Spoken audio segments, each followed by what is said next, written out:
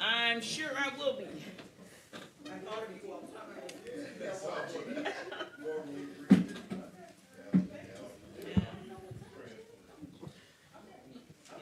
Pontiac parks are not different. I'm dealing with the reality. We'll get there though.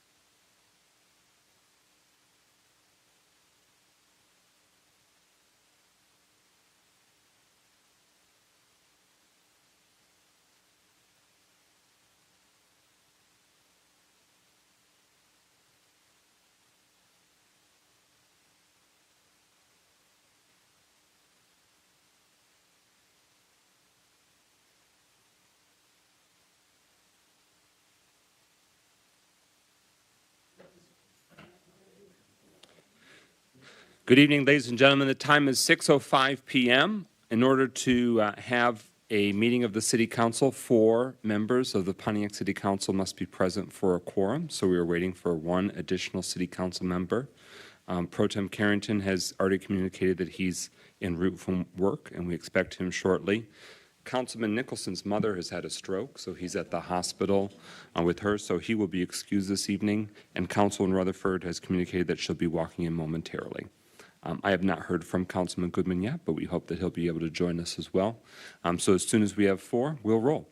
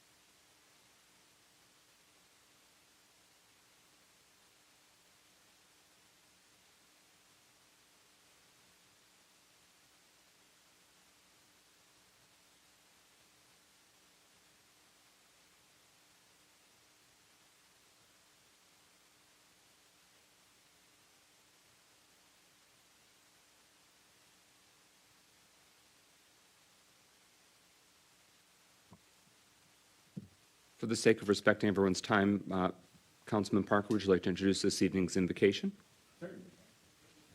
Good afternoon, everyone. I would like to introduce you to Imam Steve L. Turk of the Islamic Organization of North America from Warren, Michigan. He's going to do our invocation this evening. Is it okay if he gets started? Oh, absolutely. And to make the microphone turn on, there's a button at the base of the... I showed him. Okay, great. Good evening, everyone. I greet you with the Islamic greeting of peace. May God's peace and blessings be upon you. Assalamu alaikum. Thank you, Reverend Parker, for inviting me to do the invocation. Let us pray. In the name of God, the most gracious, the most merciful, O God, the Lord, O God, the Lord of all creation, the most merciful, the bestower of blessings and guidance. We beseech you on this occasion, as City Council members gather here today to deliberate and make decisions that affect the welfare and well-being of the community. O God, bless the City Council and its members with wisdom, knowledge, and understanding. Grant them the ability to make just and fair decisions that promote harmony, justice, and prosperity for all residents. O God, inspire the City Council with the values of justice, compassion, and integrity. Help them recognize the diverse needs and aspirations of the community and guide them in their efforts to serve the people with sincerity and excellence. O God, bless the city of Pontiac with peace, security, and stability. Protect the community from any harm, discord, or injustice. Grant the City Council strength and courage to address the challenges and obstacles that lie ahead. O God, bless the City Council with unity and cooperation. God, in chapter 5, verse 2 of the Quran, instructs, cooperate with one another in goodness and righteousness, and do not cooperate in sin and aggression. Help them work together harmoniously, transcending differences and focusing on the common good of the community. Grant them the ability to listen attentively, to speak with wisdom, and to act with justice. O God, guide the City Council in their pursuit of sustainable and responsible policies that protect the environment, promote social justice, and foster inclusivity for all residents, regardless of their race, religion, or background. God Almighty reminds, O mankind, we created you from a single male and a female, and made you into nations and tribes, that you may know each other, not that you may despise each other. Verily, the most honored of you in the sight of God is he who is the most righteous of you, and God has full knowledge and is well acquainted with all things. Chapter 49, verse 13 of the Quran. O God, we seek your guidance and blessings for the City Council, and we pray that their decisions and actions may be pleasing to you and beneficial for the community. Grant them success in their endeavors and make the city of Pontiac, a beacon of peace, progress, and prosperity. O God, accept our humble supplications and shower your grace upon us all. Indeed, you are the all-hearing, the all-knowing. Amen. Thank you very much. Let us rise for the Pledge of Allegiance. I pledge allegiance to the flag of the United States of America And to the republic for which it stands, one nation, under God, indivisible, with liberty and justice for all. Not true. And then a moment of silence as a community. We have said goodbye to a number of cherished members of our community in recent days. I want to specifically highlight those family members of those in this room. And we have shared last week that Sheila Grandison, the Deputy City Clerk for the City of Pontiac, lost her father. So for a moment of silence, we'll remember Willie Grandian, her father. We lost Lily Alexander. Miss Lily is a godmother to Councilwoman Melanie Rutherford.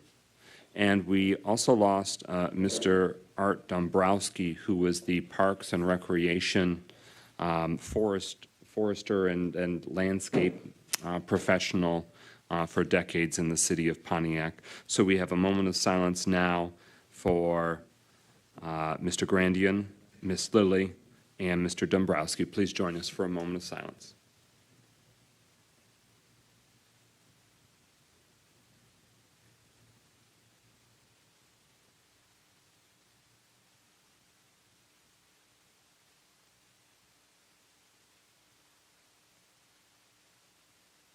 Thank you.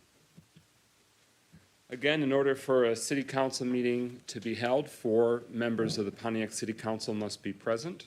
So we require 1 more city council member for a meeting to be held this evening.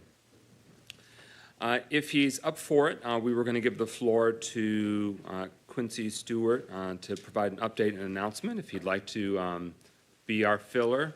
Sure, I'm used to that. I'm in show business. I can do that. You have the floor, sir. All right. As a Pontiac Arts Commissioner, I just wanted to make a couple of announcements. It's already actually on item number 31, but I'll just recite it anyways, since I'm filling time. Pontiac Music in the Park series has started. Shows include July 13th at North Kiwanis Park, Tribute to Soul Train featuring the Sax Maniacs. That's Sax Maniacs.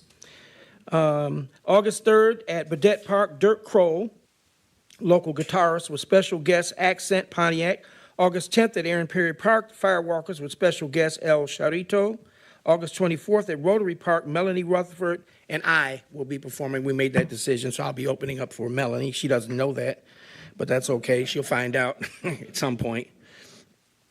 And September 7th at Murphy Park, Persuasion with special guests Consuming Arts. All show times are at 6:30 p.m. If you're interested in what's going on with arts in the city of Pontiac, please refer to the Pontiac Arts Commission website. All you have to do is just put in Pontiac Arts Commission on Facebook, and you'll find us.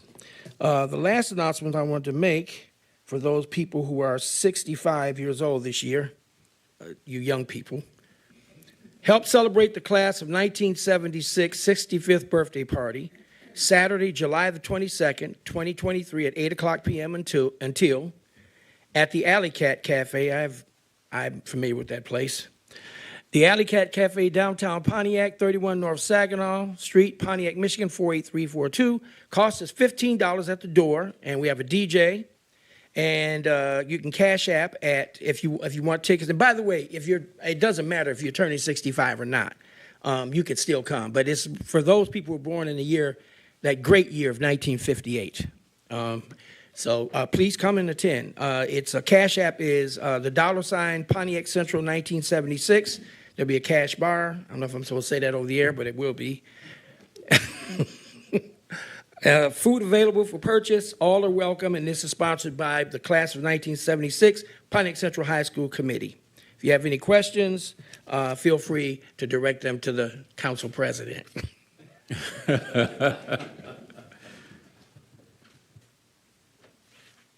Bishop Lee, you are signed up for public comment, and you'll still be able to claim that, but it looks like it might be more of an announcement or item that you want to share with the community. If you'd like to have the floor, you could claim it.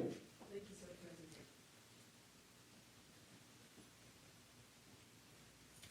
Do I have 10 minutes? It's going to take the next. The arrival of city council members might predicate that. Amen. I just, to our honorable mayor and to the city of Pontiac, to our president, As you know, within a few months ago, I lost someone very dear.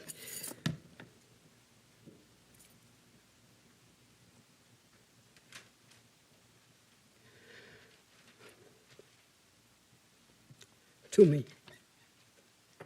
I said I wouldn't do this. 51 years of being together with one person. I left home at a very early age. The only time I've ever been alone is right now. And that's been over 60 years that I've now experienced being alone, being in a house to myself. But I want to thank our city. I want to thank our city council, our mayor. I want to thank everyone that held my hands when at a time I couldn't hold my own hand. This is an amazing city, and I'm proud of Pontiac. I'm proud of what's going on in this city. Very proud. So let me go. So now, I've learned something years ago that you don't have to be nice to anyone. I learned that. You don't have to do anything nice. But this city council, the city of Pontiac, you all held my hands. What can I say to our president? President Mike McGinnis came to my house May the 7th, 2 days after my husband died, with a big, huge, great big flowers. Just surprised me, just brought tears to my eyes. Chair William Carrington came to the funeral, gave his condolence through a letter for the city of Pontiac. Brenda Carter, State Representative Brenda Carter, with condolence. With her husband, Randy Carter, resolutions, all the prayers. Pastor Parker, the prayers that he rendered unto me, holding my hands. I really want to thank, if you allow me the time, the Ministerial Fellowship, our own Pastor Jones, for the many telephone calls. Bishop Gibson was there when they carried the body out of the house. He was right there. I want to thank him. Pastor Lori Kelsey, she called me every other day. Just want to thank her. Pastor Burgess for her prayers. My pastor, my bishop, William H. Murphy Jr., that man carried me. He carried me. He was there, and he preached the message, and I am so eternally grateful. New Mount Moriah, New Birth International Church, my family church, there's no words. The international guests that flew literally from Africa to be here. I just want to thank each and every last one of you, my mother and my family. So many people showed up to show their compassion and love. I want to let you know, city of Pontiac, we ought to be proud. Are we perfect? No. But we're striving for perfection. And we have to work together to get there. And I learned something. Iron sharpen iron. Your weakness is my strength. My strength is your weakness. If we can collaborate on that together, what can we do in this city of Pontiac? But do nothing what we're doing right now, but going higher. I just want to thank you all. I praise God for this city. I'm proud. And all the money that's coming in, I'm so grateful that Martin Luther King, the bridge, is fixing to get fixed. So I am grateful. Thank you. Thank you. City of Pontiac, out there in television land, thank you. Reverend James, thank you. Kathy, thank every last one of you. Thank you all. Thank you. Thank you. Thank you, Bishop Lee. All right. With that, we will call this meeting of the Pontiac City Council to order at 6:22 p.m. We'll reflect that the invocation, the pledge, and the moment of silence were held prior to the meeting. Roll call, Clerk Doyle. Carrington. Present. Goodman. Here. James. Here. McGinnis, Present. Nicholson, Parker, Here. Rutherford. Mr. President, you have a quorum. Quorum being established, could I please have a motion to excuse Councilman Nicholson from this evening's meetings for personal moved. reasons? Support by Carrington. Moved by Councilman Parker, seconded by Pro Tem Carrington. As we shared at the beginning of the evening, Councilman Nicholson's mother, Barbara Warren, has suffered a stroke, a very serious health incident, and he is tending to her, and we send our prayers and well wishes to her, swift recovery as she is at St. Joseph Mercy Hospital here in the city of Pontiac. And we send our love and well wishes to our colleague, Councilman Nicholson. Roll call on the motion to excuse Councilman Nicholson from this evening's meeting for personal reasons. Moved by Carrington. Support. We had the move in the second. Roll call, Clerk Doyle. Carrington, Yes. Goodman, Yes. James, Yes. McGinnis, Yes. Nicholson, sorry, Parker, Yes. 5 yeas, no nays. That motion carries. Councilman Nicholson is hereby excused. Is there a motion to approve this evening's agenda? So moved. Support. Moved by Councilman Parker, seconded by Pro Tem Carrington. We have the agenda before us. Were there any additions, corrections, and debate? Hearing none, roll call and adoption and approving this evening's agenda. Clerk Doyle. Goodman, Yes. James, Yes. McGinnis, Yes. Parker, Yes. Carrington. Yes. 5 yeas, no nays. That motion carries. The agenda is approved. Is there a motion to approve this evening's consent agenda? Moved by Carrington. Support. It's been moved by Pro Tem Carrington, seconded by Councilman Parker. This evening's consent agenda. Roll call on adoption. Clerk Doyle. James, Yes. McGinnis, Yes. Parker, Yes. Carrington, Yes. Goodman. Yes. 5 yeas, no nays. That motion carries. The consent agenda is approved. We are now at subcommittee reports. Once a month, we provide a verbal update to accompany the minutes that are adopted for when we hold subcommittees of the City Council. There are 7. Each City Council member chairs a respective subcommittee, and a lot of activity, research, and review happens throughout the month. And this is our opportunity to give you a little snapshot very briefly about what the subcommittees are working on and what information they'd like to share. First up, Communications, Engagement, and Operations. That subcommittee is chaired by Councilman Goodman. All right, so the report outs from the Communications Subcommittee. As many of you know, you will likely receive some form of newsletter from the city of Pontiac. That has been an active effort on behalf of the Communications Department to make sure that residents are kept up with city information, but especially district-related information.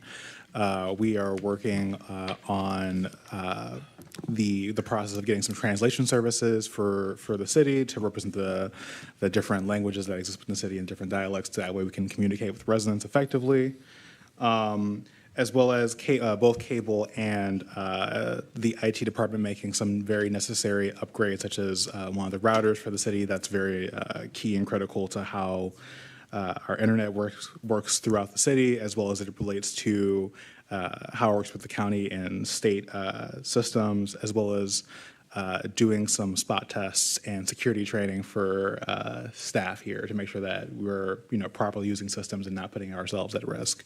But for the most part, everything is updates in terms of how we're doing processes in the city, and also updating the actual machinery and devices to make sure that we're up to date. Thank you, Councilman Goodman. I am the subcommittee chair for Economic Development, Housing, and Planning. Due to the proximity of the July 4th holiday being the following day, the July meeting did not take place. Instead, we deferred until August. So the next subcommittee meeting is Monday, August 7th, 9 a.m. in the City Council's conference room next to these chambers. The public is welcome and invited to the Economic Development, Housing, and Planning subcommittee. The Facilities and Property Subcommittee is chaired by Councilwoman Rutherford. Since she's not here, I'll move to Finance and Personnel. That is chaired by Councilman Nicholson. They did meet, and those minutes were recently adopted by the City Council, so you can review those minutes. Law and the Court Subcommittee, Councilman Parker. Thank you, Brother President. Law and Courts met on June 26 at 4 p.m. in the council chambers.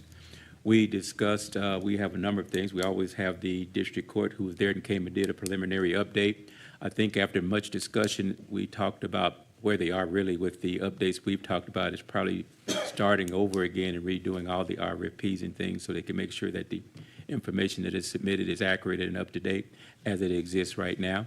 As we talked, I know as we talked about it, there's still a review needed for the scope of the work that's being done because some of that has changed since the initial observation. And then from there, we'll need 10 business days to get the RFPs together and submit it.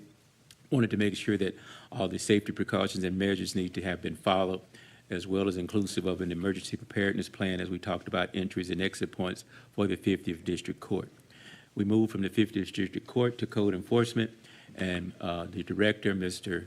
Jack McIntyre, shared with us that they did 1,435 code enforcement inspections. There was 521 rental inspections, and in June 10th, they were doing a grass blast, and that's just trying to make sure that all the areas that needed to be cut would try to be cut as close to that date as possible. There was some movement in regards to I think there was some movement in regards to keeping Glenwood Plaza clean and looking clean and presentable. There was some property, and there was some discussion as whether the property had been sold. Certainly there's some grass issues, there's some trash issues. We do understand some of the issues that there was a lot of ticketing going on. As we talked about code enforcement, we do recognize that we moved code enforcement from Blight Court to Municipal Court, where Judge Walker is overseeing this process, and there has been a lot of no-shows for that process, so some of the things that have been trying to get moved forward is hard to get moved forward because people are not showing up. But overall, they have a good relationship with the court and some great support from the court in regards to the people who work within the City Council as well as the Chief Justice. We also shared the people who were the council, the Oakland County Prosecutor's Office postponed their attendance. The people from the Mental Health and Homeless Awareness would postpone their attendance. We did specifically share, and we talked about even at council meeting last time, that there was some adjustments that needed to be made to the MDIC, Ashley Johnson, in regards to her salary that was resolved, I believe, at last council meeting. We certainly wanted to add, for new business, we wanted to invite the MDIC back, as well as State Representative Brenda Carter to come and meet with our subcommittee to get some updates. And finally, I want to thank Sister Darlene Carr for being present for our meeting on that day as the representing the public. And our meeting ended at 5:21 p.m. Thank you, Brother President. Thank you, sir. The Chair of the Parks, Recreation, and Public Works Subcommittee, Councilwoman Kathleen James. Yes, Parks, Recreation, and Public Works Subcommittee met on June the 26th. The RFP for Crystal Lake Park has gone out. As you know, that park is going to receive $500,000 in renovations. That money is coming from from Oakland County's opera funds, and the plan is to reopen that park after that work is complete. So that reopening date is to be determined, but that is the plan. Pontiac has had an incredible month in terms of announcements. We received $10 million rather to complete the work on the Martin Luther King Bridge. That process the bid process for a general contractor for that has already started, and the plan is to get that moving as soon as possible. We received $16.3 million for the Pike Street Clinton River Trail connection.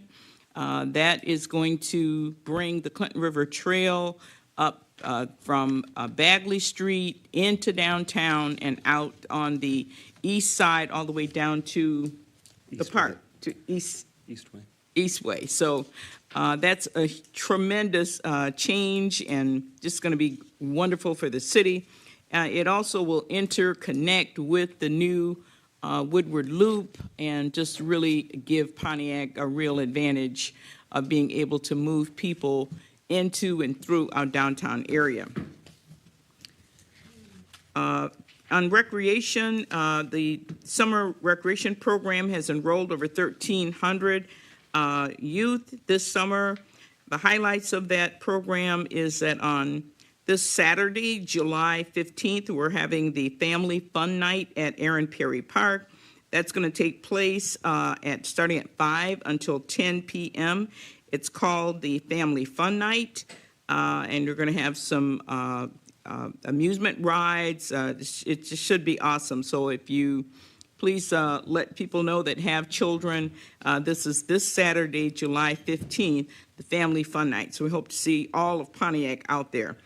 Also, for the first time, the City of Pontiac is offering free swimming lessons that are being held at the county wave pool. And we have not been able to offer swimming lessons to our kids in a very, very long time, but it's going on now. The list is closed. The classes are all filled, and I believe there's quite a waiting list, but we do have swimming classes going on right now with Pontiac youth at the wave pool. Also for DPW, or for the parks, the park manager has hired now a total of 5 people, and they are focusing mainly on trying to get the parks ready that have summer youth day camps in them. We currently have a day camp going on at Murphy Park, at Cherry Lawn, and also at Charlie Harrison Park. So at those 3 locations, and the Parks Department is working in those parks to get those parks appropriate for those programs. We also have an RFP that's already, the bids have already been opened to redo the baseball, or not the baseball, but the softball field at Bodette Park. That work should begin very soon and should be done toward the end of July. Public Works, the cemetery services contract ended on June 30th. That has been redone. The Franklin Paving MDOT contract ended on July the 6th. The RFP to add a second tree contractor for the City of Pontiac so that we can get more of the older trees, the trees that the storms and the weather. Pontiac has a huge amount of trees that are just dead. And so we decided to add a second tree contractor so that we can try to catch up with the tree list, which is pretty lengthy. CDBG sidewalk replacements, that money has been expended for this year and has not started up for the following year. In terms of pavement repairs, we have done work on Baldwin, Joslyn, Telegraph Extension, Elizabeth Lake, and Beverly. The work on Beverly has been complete. The road work on Baldwin is complete. They're still working on Joslyn, and again, they're also working on the Telegraph Extension. Signal modernization on Auburn has started, and also Walton, signal modernization on Walton should begin soon. That's all I have. Our next meeting is set for Monday, July the 26th, I believe. That's all I have. Thank you. Thank you. Is it 24th? Okay. Is that the year? Okay, is that the 30th? Oh, it's the 23rd. I'm sorry. It's the 23rd. Okay. Pro Tem Carrington chairs the Public Safety, Health, and Wellness Subcommittee. You have the floor, sir. Yes, thank you, President McGinnis. This is pretty brief tonight since we did not meet. This committee meets on a quarterly basis. This past month, the council received incident reports as well as the amount of time it takes to get to each call from all of our public safety organizations. We continue to discuss ceasefire and implement that program throughout the city of Pontiac in coming months. I just want to say, I also like to thank the Oakland County Sheriff Department for a situation today that I was able to rectify. I made a call to the lieutenant, and he was able to keep a situation from being bad on a particular resident in my district that definitely shouldn't have been incarcerated this past weekend. So I just like to give a shout out to the Sheriff Department for moving very fast to correct that particular incident. And saying that, I'm finished. Okay. Councilman Rutherford chairs the Facilities and Property Subcommittee. Good evening. We didn't have a meeting, but we do have a closed session this evening to consider the purchase of leased property for the city. And those internal deliberations, the subcommittee will be able to give that out to you once we have the update. But we need to hold our cards to the table, to the chest in a moment to prevent us taxpayers from being overcharged. I can celebrate that the new parking lot has been recircused.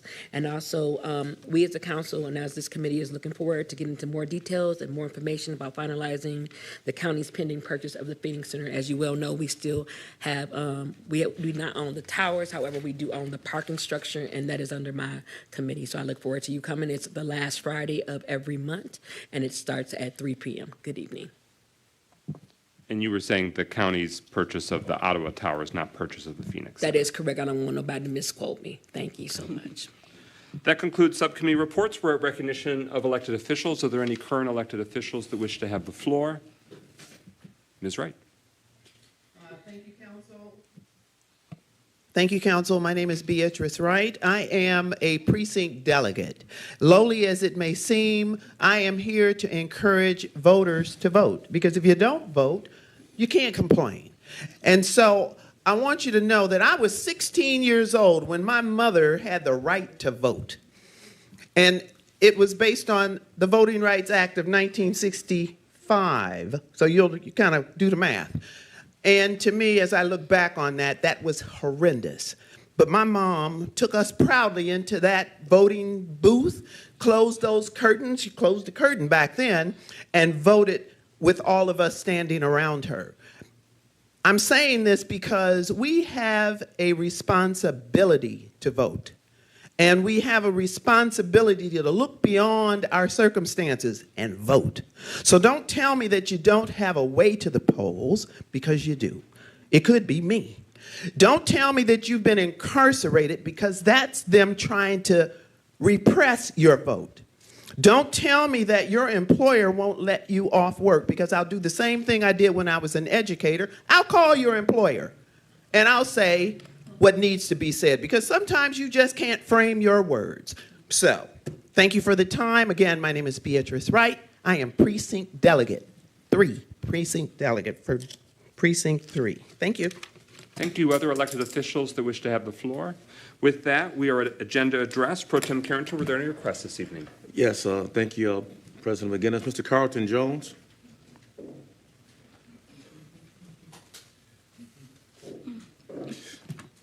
Good evening. I support that with Beatrice Wright. We have to become a much more voting community if we want our voice to be heard. But I'm here to talk about one of the agenda items, and it's the Economic, Housing, and Planning Department. I've been invited, and I thank President McGinnis. He's given special invitation, and I've been trying to attend those meetings.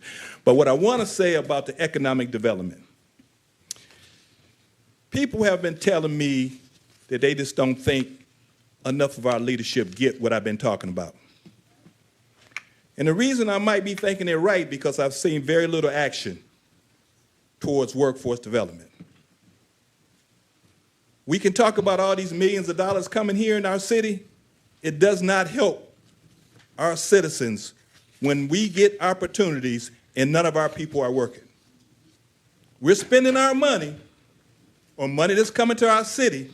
They're looking for workers, but our people are not being trained proactively, not waiting. If you wait, it's too late. We've got to be proactive. We need goals for economic development. We need strategies for affordable housing. We know there are problems. And I'm saying this because I got great news. I've been in contact with the Department of Energy. They see and understand how communities like ours, and they're giving out twice as much incentive for low to moderate incomes to incorporate residents into the process of trying to intrude clean energy into the communities. You'll hear more about this, but I want you to know we have to be proactive for our citizens, and economic development and affordable housing is issues we need to address, and I'm waiting for a response from our leadership. Thank you. Thank you. Ms. Beatrice Wright. So we had an agenda address. You had your name down for items 9, 10, and 8. Possibly 8. Okay. Okay. So, as a citizen of the city, I have entered those neighborhoods and spoke to people about those items. I'll speak about the Astor apartment building, which is, for those of you who know Pontiac, that's Longfellow Elementary. So just put your mind on that. And the residents there are for this. They told me that, and I spoke to a couple, maybe 3 of them, and they told me, but they were right adjacent to the school, the property, and they were for that. And, you know, I'm kind of for things that relate to improved quality of life, and so I know that many of you up there are supporting lower income housing. I'm lost for the title that you give it. Affordable housing. And I just don't want us to become more and more. Let's not make Pontiac 76% renters, okay? And remember that you have control of that, but we have control of that, we're 66% renters already, and I think that something should be done with landlords, and I think that the landlord fee should be much more than it is. Thank you, Ms. Wright. Ms. Christine Tyler, what item on the agenda that you're? I wrote down the wrong one. Okay. Put you on public comment. I can put you on public comment. No? So you're good? Okay. Ms. Tashinia Eason, the same question. If you could take the microphone. If you want to talk about that item, that's on the agenda.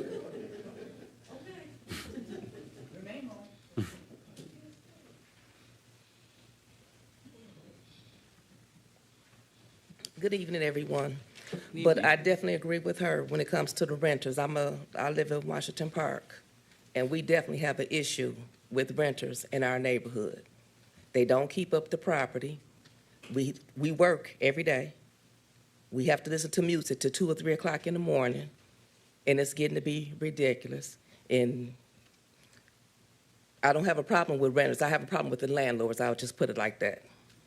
The people that's renting to the renters, they're not keeping up the property. And that's all I have to say. I mean, that's just the way I feel. I feel like the renters, the landlords are not keeping up with the property that they're renting out to people. Thank you, ma'am. Ms. Darlene Clark, what item? No? Mr. Chuck Johnson? Ms. Gloria Miller, what item?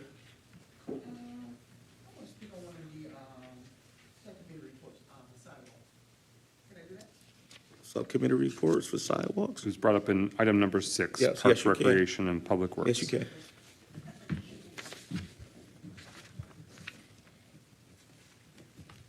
I just wanted to ask publicly, Councilwoman James, I noticed you mentioned about the sidewalk. I had a constituent that asked me about the sidewalk. They were approached and stating that they had came over, they had marked the street for the sidewalk.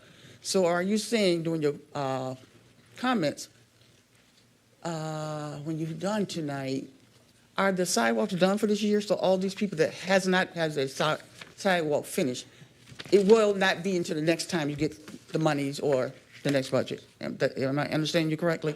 And you can answer me later. I know you can't respond to me now, but maybe it's better because there are some people waiting, thinking they're coming now to do the sidewalks.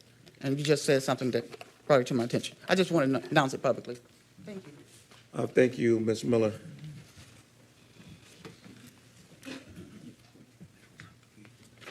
That concludes our agenda address, President McGinnis. All right.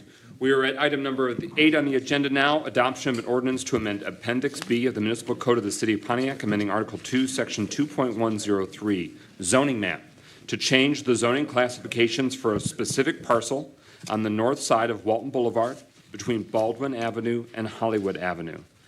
So this came before us for a first reading a few weeks back. Is there a motion to adopt this ordinance? So moved. Is there a second? It's been moved by Councilman Goodman, seconded by Councilman Parker for the zoning map amendment for 1461 Baldwin.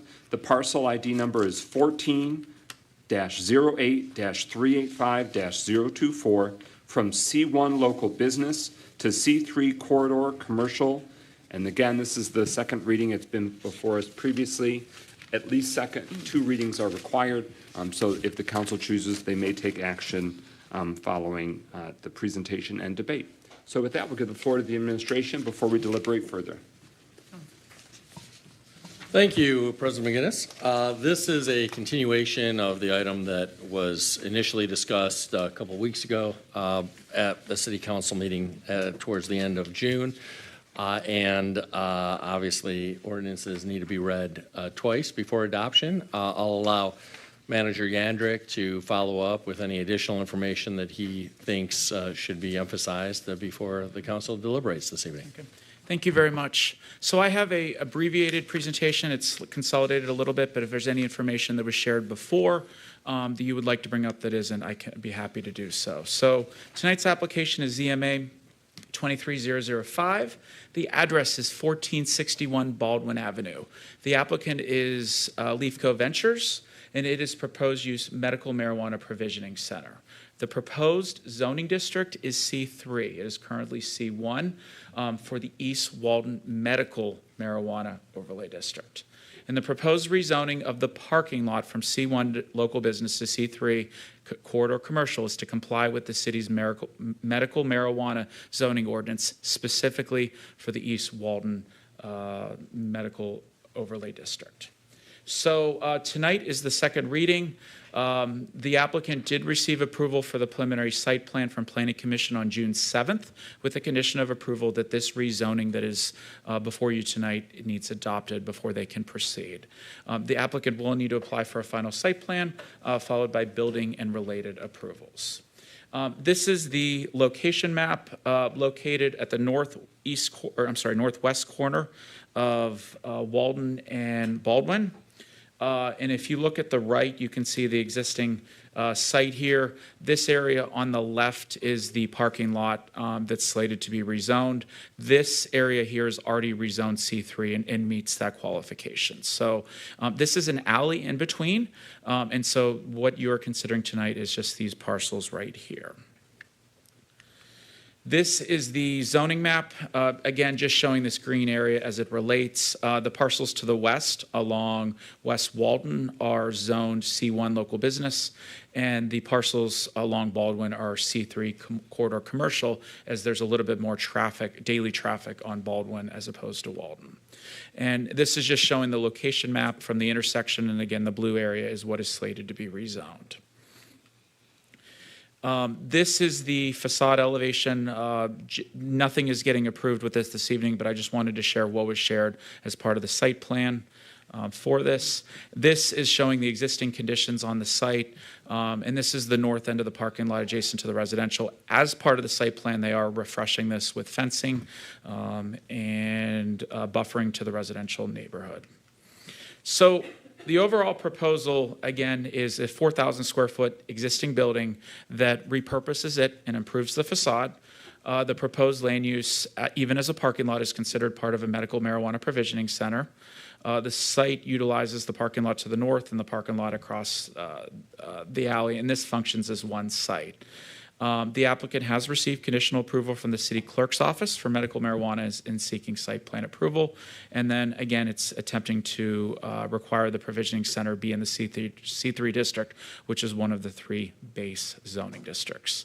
So I shared before the slides of the differences between, but just one of the summaries of this is that this is a small rezoning request just for the parking lot. So with a C3 use, it really is complementing what is already allowed in the corner.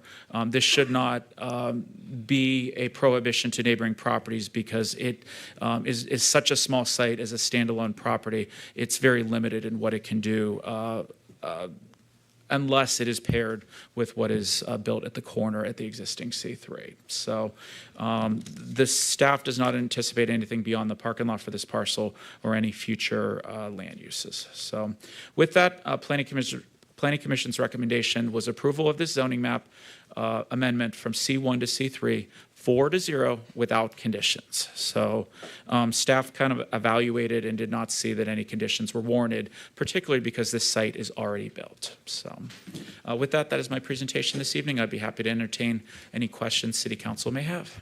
All right, thank you for the further information. Deliberation from the motion before us from City Council. All right, again, it had been before us previously, and it was publicly, there was a public hearing and deliberation at the Planning Commission meeting in June as well. Hearing no further discussion. Roll call and adoption of the motion. Again, this is an ordinance to amend Appendix B of the Municipal Code of the City, amending Article 2, Section 2.103 zoning map to change the zoning classifications for this specific parcel on the north side of Walton Boulevard between Baldwin Avenue and Hollywood Avenue. This is for 1461 Baldwin, the parking lot parcel specifically from C1 local business to C3 corridor commercial. Roll call, Clerk Doyle. McGinnis, Yes. Parker, Yes. Rutherford, Abstain. Carrington, Yes. Goodman, Yes. James. Yes. 5 yeas, 1 abstention. That motion carries. This specific parcel has hereby been rezoned from C1. It is now C3 corridor commercial. All right, we're at number 9. Is there a motion to adopt the resolution to approve the first reading of an ordinance to amend the City of Pontiac zoning ordinance map to rezone the 10 parcels, which is 7.7 acres at 31 North Astor Street, specifically to amend the zoning ordinance map, which lists these properties as R1 one family dwelling to R3 multiple family dwelling.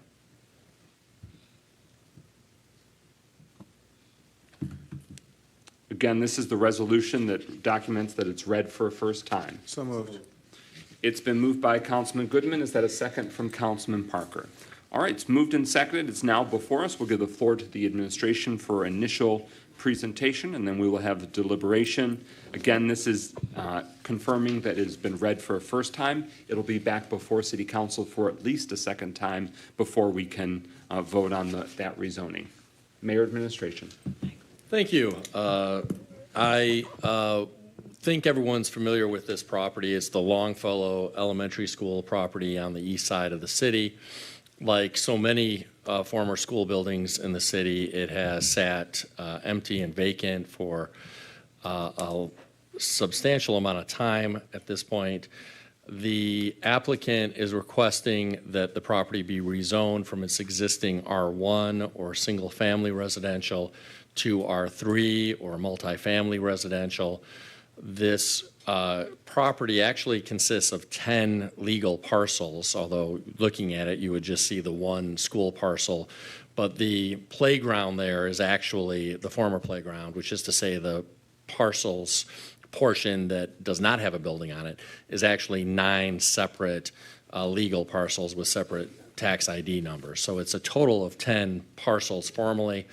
And the intention of the applicant is to redevelop the former school into residential apartment buildings with some commercial space on the ground floor, and then to redevelop the rest of the property, the former schoolyard, into new multifamily apartment buildings. The applicant has offered to a condition as part of this rezoning that would require that the school building, a relatively small portion of the school building, receive a certificate of occupancy before any above ground construction of new apartment units be conducted on the playground. And certainly, from the city's perspective, from a policy perspective, we prefer as much of the school to be redeveloped first so that we don't have a vacant building there before there's new construction of new apartment buildings on the playground. And with that, I'll turn it over to our planning manager, Manager Yandrick, to get into all of the details. Before I start, I would like to make one point of order. In reviewing the resolution for adopting the first reading tonight, the parcels were not included, and so all the parcels were not included. So what is being passed around is that resolution at the end of this reading this evening. So I'm going to start the presentation. So tonight's application is ZMA 23-004. The address, and this was the address for the Longfellow School, is 31 North Astor. The applicant is Red Chickweed LLC. The proposed use is a mixed-use multifamily residential development. The current zoning district is R1, which is one family dwelling, and the proposed district is R3, which is multifamily dwelling. And this is to redevelop the site of the vacant school into a multifamily residential development and then add the new buildings. Tonight is the first reading, so this went through a public hearing at June 5th. Since then, we have been working with the applicant back and forth to discuss conditions of approval. If this rezoning gets approved, the applicant will need a future site plan if making any changes to the site to be reviewed by Planning Commission. The only way that they may not go back to Planning Commission is if they're solely requesting a redevelopment of the school, where there's really the existing site is able to accommodate the zoning classifications. So that would be the only time it may not need to go back to Planning Commission. The request is, again, for that rezoning, as I mentioned. This is the location map. I'm going to help orient everyone. This is 59, going east-west up at the top.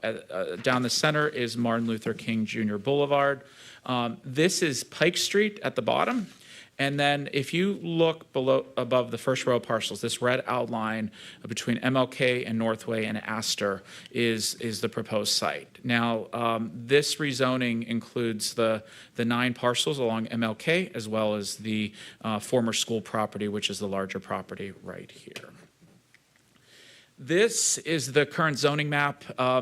While the area is predominantly R1, this proposal to modify to R3 is consistent with what you might find on corridors like MLK. It is also adjacent to the corner properties. While they're undeveloped at the moment, they're zoned C1, which is local business. And this is some of the lighter businesses that support a neighborhood people might walk to, they might drive to. It's not a large cluster. Those 3 parcels are not a large cluster of properties, but I did want to point that out as it is adjacent to the rezoning request tonight. So some background information. The request is to rezone 10 parcels, approximately 7.7 acres. As I mentioned, the school is the one large parcel with 9 smaller parcels along MLK, which is a thoroughfare on the east side of Pontiac. The existing Longfellow School was closed and has been vacant since 2010, and planning staff doesn't know when it was built, but can see the school on historic aerials going back to the 1940s. The developer is interested in repurposing the existing school and adjacent parcels along Martin Luther King. While and I've mentioned already about the corner parcel, I won't repeat that. This is a view from Astor, looking at the front of Longfellow School. While we don't know, staff does not know the full condition of this school, it's our understanding it's in a better condition than some of the other vacant schools in the city. So that's what the applicant is hoping to redevelop as they find out about this. The applicant has provided some renderings, and I just want to caution council and public, this is not for approval tonight other than related to the condition. And this is more of a picture that helps understand what is proposed, but none of this is these slides are not being approved. So this is this is Astor right here. This is Pike. And this is the existing school. And he is looking for some 2-story multifamily buildings on the site and some addition of parking, again, on the west side along MLK. Now, what is not reflective here with the trees is there are homes on the north side and also the east side of the property, and as well along Pike Street, so that really should be reflected in your analysis. The second slide is really the sketch plan and just the notation plan as to what this would look like from above, just to give you some semblance of what they're looking for from the R3 district.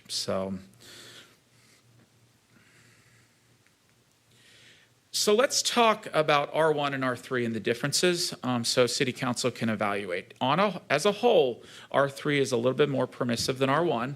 R1 is primarily single-family homes and a few community uses such as cemeteries, community centers, schools, or religious institutions.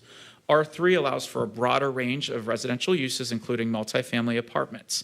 It also permits some commercial uses by special exception, such as restaurants, banks, studios, bed and breakfasts, and offices.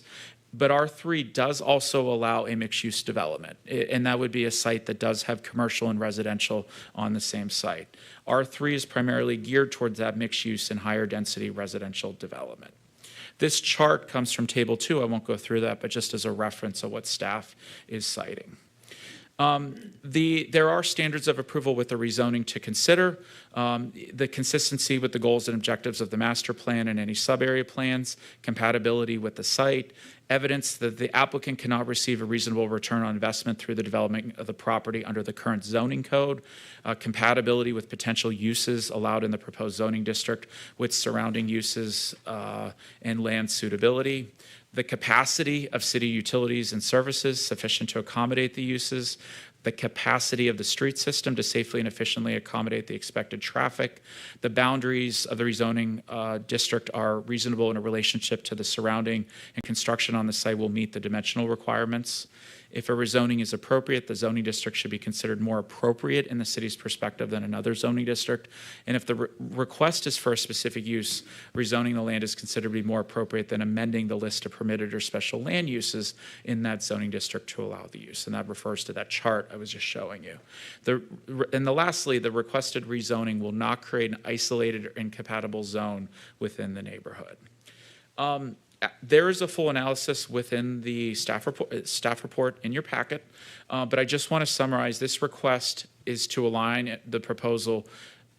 This is an incorrect slide. I apologize. I'm going to go back to the standards of approval and just talk about some of these briefly. While the master plan does have this as R1, if you look down to item C, this application is very difficult to be used as a school, and it's very difficult to repurpose this. And so from staff's perspective, in our analysis to Planning Commission, this is intended to be part of this is a redevelopment opportunity that does seem to fit of repurposing an existing school in the city, and we have several of those.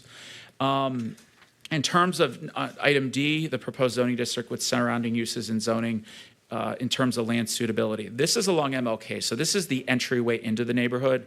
Staff would have larger concerns about this rezoning if it were more interior to the neighborhood.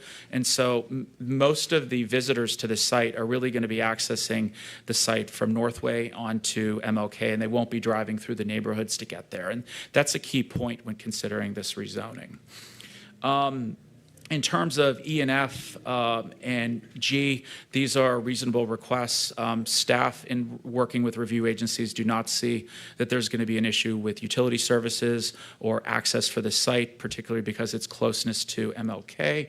And so generally, staff has found that the applicant meets the standards for approval. So Planning Commission at the public hearing recommended approval 4-0 of this zoning map amendment from R1 to R3 without conditions. And at that time, Planning Commission had discussions with, the applicant had discussions with staff about conditions of approval, but those were not presented to Planning Commission. So City Council is hearing this condition for the first time. So now that we have the recommendation, let's talk about the condition. This is very long, and I'm going to go through this as abbreviated as I can. This is the condition as the applicant voluntarily offers the following move to approve the first reading of the conditional rezoning of the 10 parcels from R1 to R3 based on the finding of the application. Applicant agrees to the renovation or demolition of the vacant building known as the former Longfellow School facility prior to the commencement of any vertical construction of any new building, home, or permanent structure on the rezoned property. The applicant shall renovate the building if it is structurally and/or financially feasible. If it is not structurally or financially feasible to renovate the building, the applicant shall demolish the building. In the event the applicant renovates the building upon the issuance of one or more certificates of occupancies by the city for a minimum of 2,600 square feet of non-residential space and a minimum of 2,700 square feet of multifamily residential space. Additionally, in the event of one or more of the 10 vacant land parcels included in the conditional rezoning are removed or separated from the project site, it shall revert to the original zoning as it exists on Thursday, July 6, 2023. A resolution of the conditional rezoning agreement will accompany the zoning map amendment at second reading, which at this time is scheduled for next week. So just to discuss this a little bit, the applicant desires a seamless concurrent project between the school and the new buildings once a site plan is approved. They're not wanting to redevelop the school, get all the occupancies for that, and then redevelop the site. What it might do is break up construction. You may have trouble with contractors at that point. So they are looking for a little bit more of a seamless project. And the city is concerned about the site being redeveloped with the school being left vacant. The applicant voluntarily offered this condition, and while those percentages were roughly 15%, it's a small portion of the school. This number ensures the school is redeveloped first as part of this process. Those numbers came of the square footage came from the applicant, and they're really a percentage of the overall residential and non-residential uses within the school building. They're close to each other, but the reason they really come from a percentage that the applicant has. While 15% may seem low, certificate of occupancies by the building department are usually achieved in a phased approval, and the development is unlikely to stop at 15%. This allows the project to move forward concurrently. And this condition still allows grading and foundation work at the rest of the site, but prevents vertical approval and construction until the certificates of occupancy are issued within the school. So that is my presentation. The applicant is here to answer any questions you may have. I know that was a long presentation. Thank you very much. Thank you. Councilman Rutherford, first on the speaker's list. Yes, good evening. My first question is, how do we know that the applicant actually has the funds to do so? The reason why I'm asking is because in previous situations, people have been given R1 to R3 zoning, and then we find out that the individual does not have the funding, and the building has sat empty for 5 years, and then they try to sell it because they say, hey, we already have R3 zoning. So that's my first question. How do we know they have the money? Yeah. We've talked to the applicant, and they are working to secure. What's different about this is they're looking to secure commercial space first, and really that's going to help them build and get the buy-in for the residential. That's what they've communicated to staff.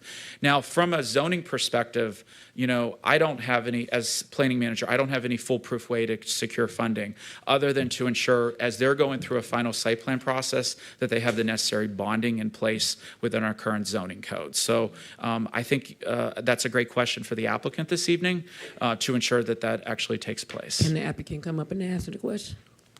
Okay. All right. Good. Yep.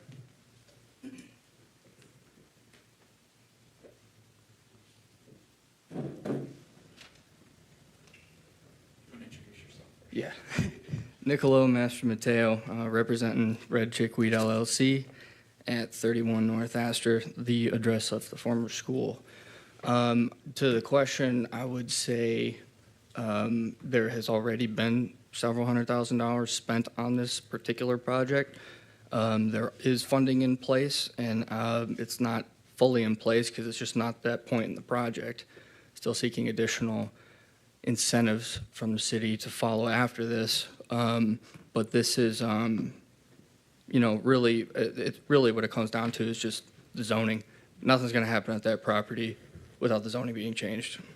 I don't think anyone's going to buy the school and turn it into a house. So, I mean, one way or another, it should be beneficial to the city. But the investment partners are in place. They're very interested in doing the project, and everything has been going very well with the city so far. If that continues, the project will get done. So that didn't answer my question. My question was, do you have the funds secured so that you can do it? And you just said, this would be my second because we only asked two. You said incentives from the city. Can you elaborate on what you mean by incentives from the city? Because from my understanding, we're not doing pilots, or we're not, that's my understanding. It was a moratorium. No, it's no pilot. No, I know that. Let me finish my question. So what incentives have you been insinuating from the city? That I'm not, could you elaborate on what you mean by the incentives? I've been working through some potential options. They have not been officially proposed yet. Okay. But they're nothing outside the realm of ordinary for a project like this. Mm-hmm. All right. Others, Pro Tem Carrington? Yes, thank you, President McGinnis. Just a couple of things. You mentioned commercial space. And what does that entail exactly? Because we've seen a marijuana, I know he said it wasn't in the presentation, but it was there. So is that part of your commercial space that you're moving forward? Are you referring to the LLC? Yeah, well. No, I mean, I didn't even think of that when I made the LLC, but no, nothing marijuana related. So the commercial spaces will be the gym, the auditorium, the kitchen that comes off the back of the gym, and the former boiler house in the basement. So the kitchen will be a local retailer. They've been in business for over 30 years and pretty excited about that one. We've had all the spaces are signed up on letters of intent. The boiler house will have 2 nonprofits in there, a local hairstylist, and will be a welcome center for the development project. The auditorium will be used as a movie theater and event space, whether it's plays, presentations, things like that. And the gym will be more of, still having trouble describing how it is, but other than like a nice coffee shop with couches, TVs for the community to come in, meet, hang out, gather, TVs, couches, that sort of thing, and have some of the food that's being prepared out of the kitchen. Follow-up, Manager Yandrick, are those commercial operations permitted under an R3 or the proposed zoning? They are not allowed as a standalone, but as with a residential, as a mixed use, it is permitted in the district. Okay. And if I just wanted a point of clarification, medical marijuana and marijuana is not permitted in the existing or proposed zoning district here as such, so I just wanted to clarify and apologize again. Thank you. Pro Tem, any follow-up? Yes, I have one. Got to come back to me. No, I got you. So if you're not able to preclude any kind of tax advantages from the city, will this project actually continues, or would you say that it'll be a flop? I would still try to continue it, but I can't for sure say that it would go through. Okay, thank you. Thank you for being truthful with us. Councilman Parker? Thank you, sir. A couple of questions. Understanding this is a school, so I'm assuming that the evaluation, soil testing, and possible hazardous waste removal has already been evaluated? Yes, the phase 1 and 2 environmentals have been done on the school parcel. Phase 1 has been done on the ones you saw listed out along MLK, the 9 other parcels. So is the and a hazardous material survey in the school. Okay, So I have the asbestos abatement estimates and the environmental concerns. They're relatively minor, but still need to be addressed. So there has been studies done on the utilities, water, sewer, parking, and traffic? Yes, but not fully. So I still need to do a little bit more work on the water, sewer, utilities. Okay. And lastly, since I believe someone already addressed the movement toward not making Pontiac rental properties, is this going to be houses that you're going to build for sale or rent? For rent. Okay, thank you. Which I'm happy to discuss some concerns I heard earlier, whenever the time's ready. Is it possible that you can change it to townhomes that can be purchased? Unlikely. Unlikely. Okay, thank you. Other discussion on the motion before us, which is resolution confirming this first reading? Councilman Rutherford? Yes, Mr. Yarwood, could you come back up to the mic, please? So it's not an issue with me about rentals, per se. it's the issues about, is there anything that protects the city, like how we did with the lighthouse? If they don't do certain things, it goes back to the original zoning. Have you guys put that in place? And if not, why didn't you do it? As part of this, these conditions have to be volunteered by the applicant. And while we've had discussions about this topic about ownership, he has not officially volunteered that condition. If he wants to consider that before second reading, he can, that's where that's at. Well, to her question, Yeah.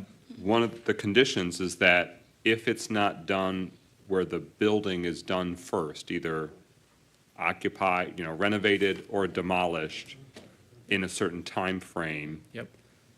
then it reverts. That is correct. But what this is different than Lighthouse has to do with ownership. Okay. And the Lighthouse conditions were specifically about ownership. But I was just, so that you understand what I'm referring to, in the document you gave us, it says building if structurally and financially feasible. So if he don't have the money, does it go back to R1? Because if I'm reading this right, that's what it would go back to. That clause is specifically for the condition of the building to develop the site. So if it wasn't feasible to renovate the building, that is what he's putting in there to give him the option to demolish it.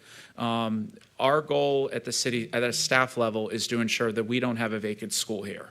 And I think the applicant has shared that their first intention is to save the school, repurpose the school. And I think that that's the intention. But this has given the applicant an opportunity if for some reason there's something that he has not found yet that makes it unsuitable or financially unfeasible to redevelop, that he would be allowed to demolish it under this condition.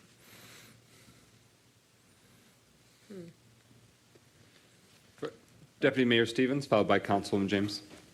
To follow up on the Councilwoman's question and to make more clear what Manager Yandrick has said, the city cannot say, hey, here's the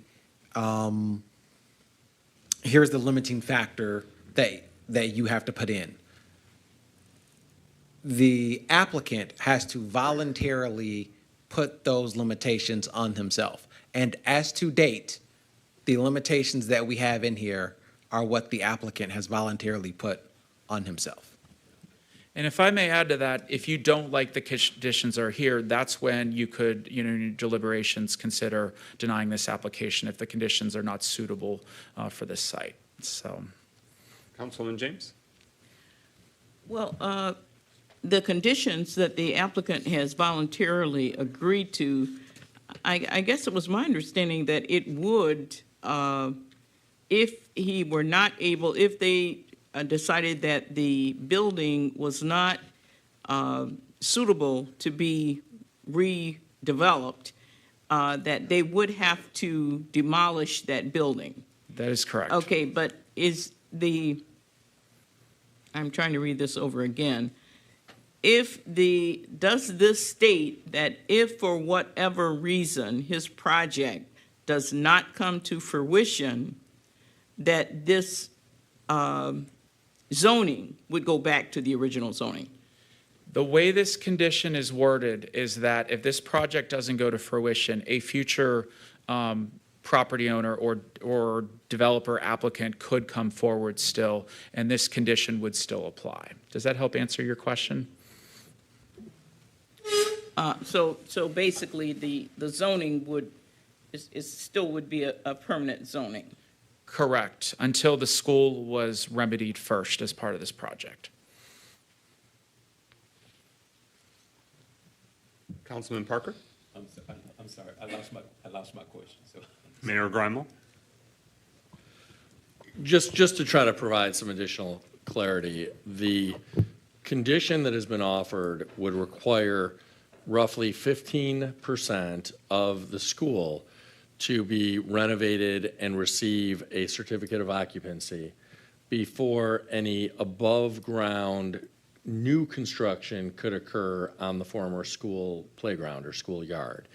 And again, the reason why, from a city perspective, we would rather have the school done first is because currently the vacant school is an eyesore. If city council, for whatever reason, doesn't like the project, city council can vote no on the rezoning. The condition is such that if construction begins on above-ground construction for new apartments before 15% of the school is completed, the zoning would revert to R1. That's the nature of the condition. Is that accurate? And the permits would not be issued for that vertical construction of the new homes. So there would be a pause on those approvals until that 15% of certificate of occupancies is achieved. Yeah, and I think we have an attorney here who can speak to this, but I don't think the city can say, including city council, we will not approve the rezoning unless the applicant agrees to X or Y condition, because that would violate the voluntary offering of that condition. But what can occur is that the city can simply vote up or down the application for rezoning based on whatever concern city council has. But I defer to our city attorney. That's correct.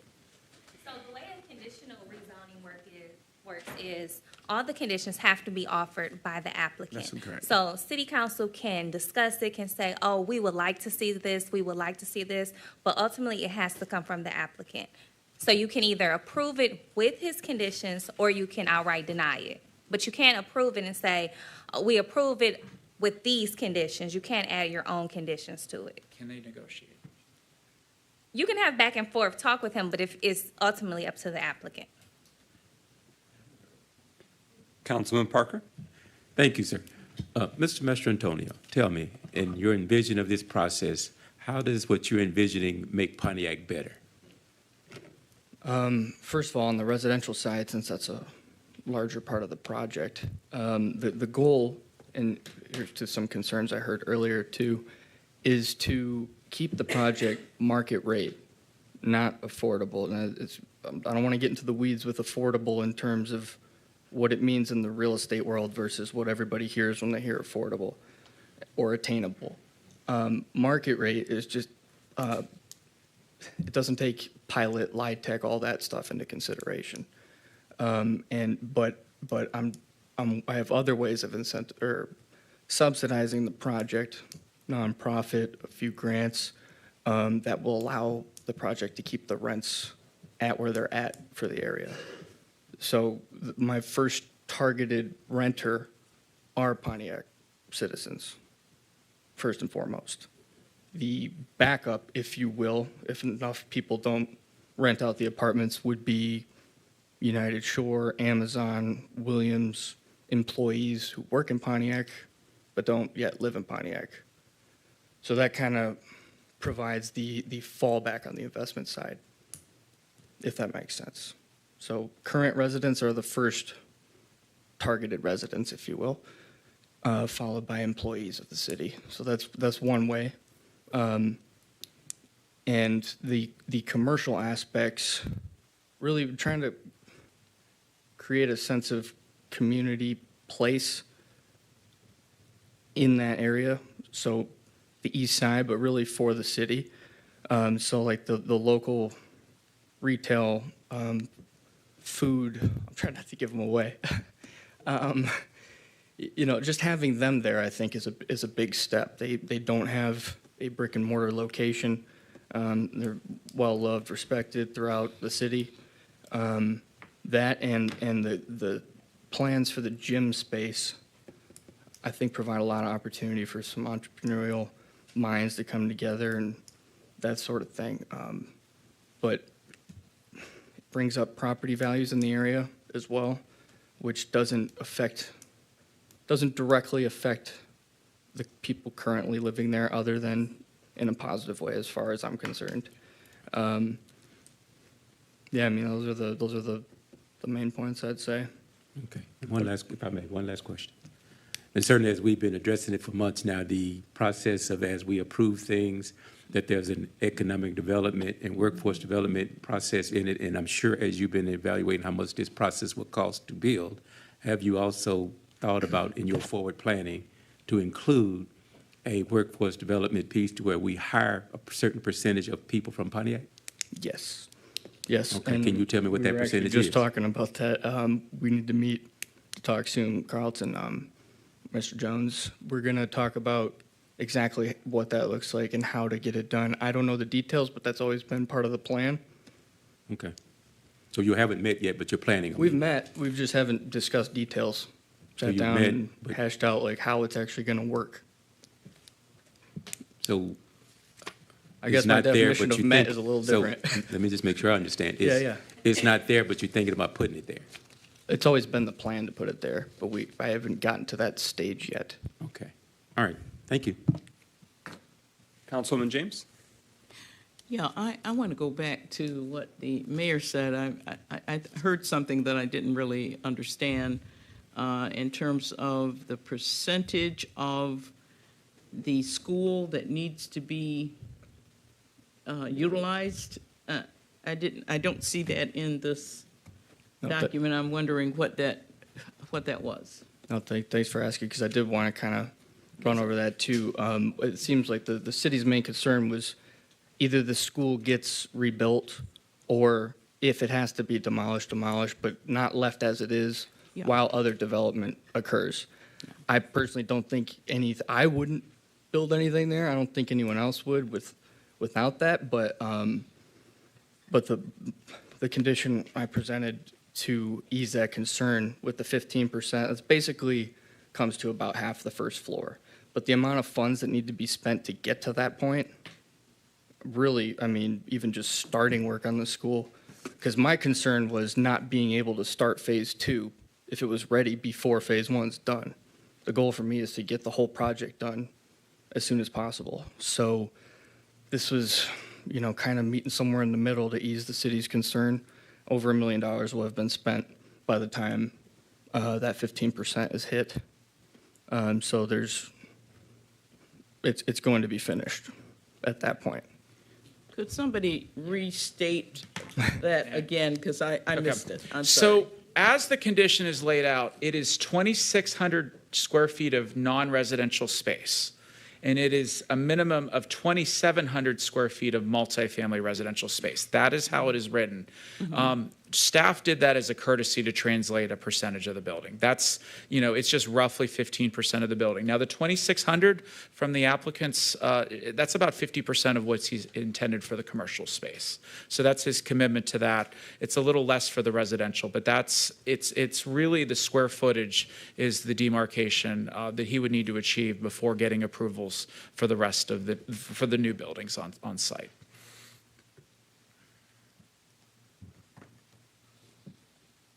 Anything further, Councilman? Okay, Mayor Grimo? To answer these Councilman Parker's question in part and to reflect on Councilwoman James' question as well, the one, I won't say the only primary benefit, but one of the primary benefits from our perspective is redeveloping or demolishing the school, because we have a problem throughout the city, in virtually every area of the city, with vacant, abandoned school properties that contribute to blight in neighborhoods. And that's why, from the city's perspective, it would be great to see something happen with this site, whether it's demolishing the existing school building or redeveloping the existing school building. That would be a major benefit to that neighborhood, is to see something happen there other than a school building continue to sit vacant and rot and decay over time. And why, from our perspective, it's beneficial to require something, the more the better, happen with that school building before any new construction can begin on that site. And, I'll leave it to City Council to decide whether that square footage that translates to roughly 15% is a sufficiently large number to warrant approval of the rezoning. Councilman Rutherford? So in deciding this, I just want to ask Mr. Mark one more time, Yardwick. Has a deal like this ever been done where we say if you just do 15% of the building, then we'll approve for R3 ever? that you know of with this city? Has that ever been done before?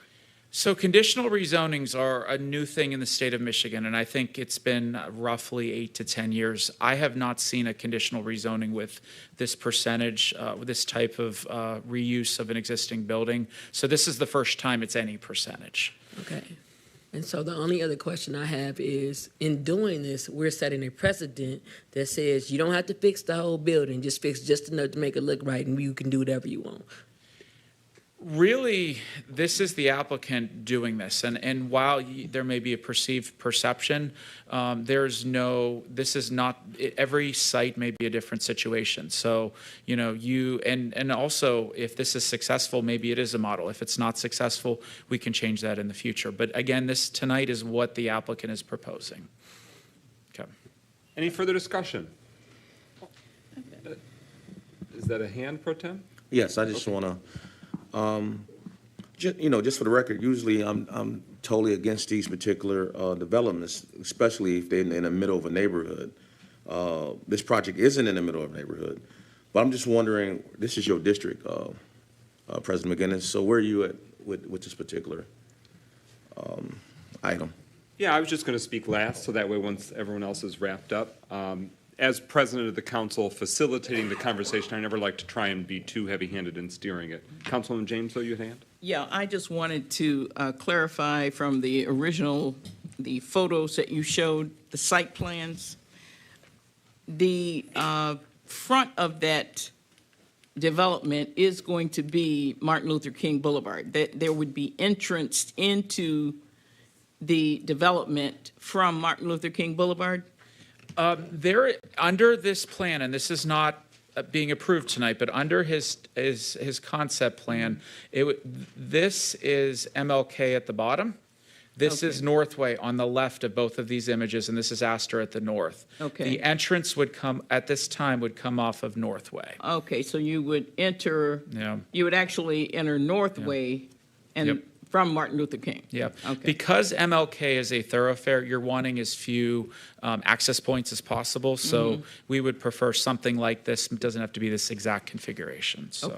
Okay, that's what I wanted to clarify because I wasn't sure, how they would be able, they said that they weren't going to come into the neighborhood, so I was wondering what was the entrance into that development? And this entrance is the same location as the existing school entrance along Northway, so. Okay.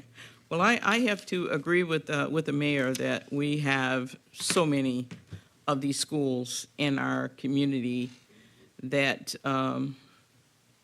we need to do something with them. It's a shame that we vacated these schools without a plan and that they have been vacated for decades. But I think, we can't go over the past, but I think we definitely want to see something positive happening in these buildings, so that's a priority.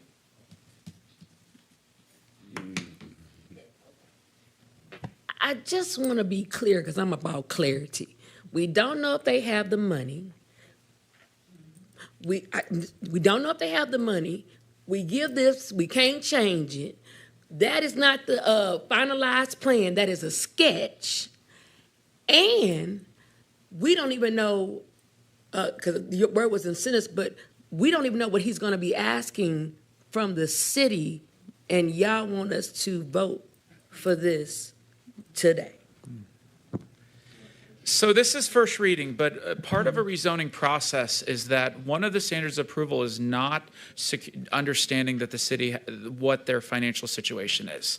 The other part of this is that rezonings, while there can be specific, when it's a straight rezoning like this, city council is considering what land uses would fit under here. So this R3 would stick, if this were developed as such, that R3 would stick with the property. You're not looking at, you're not approving a site plan tonight. Or you would not be approving it at second reading, I should say. You're really evaluating the proposed land uses here because the zoning map in our zoning ordinance says the process and then also the regulations regulations that he would need to follow. A lot of the items with the site plan cost a lot of money for engineering and buy-in, and Planning Commission, as the technical body for the city, will get to review that at a future time if there's any new buildings being proposed here. So this is no different than any rezoning of this city or any city in America. So thank you. Okay, seeing no further discussion, my perspective is that I think that the acres that we have before us can and should be more densely developed. I think that many of our vacant schools that, to Councilman James's point, there has not been a plan or a strategy. They were just sort of left.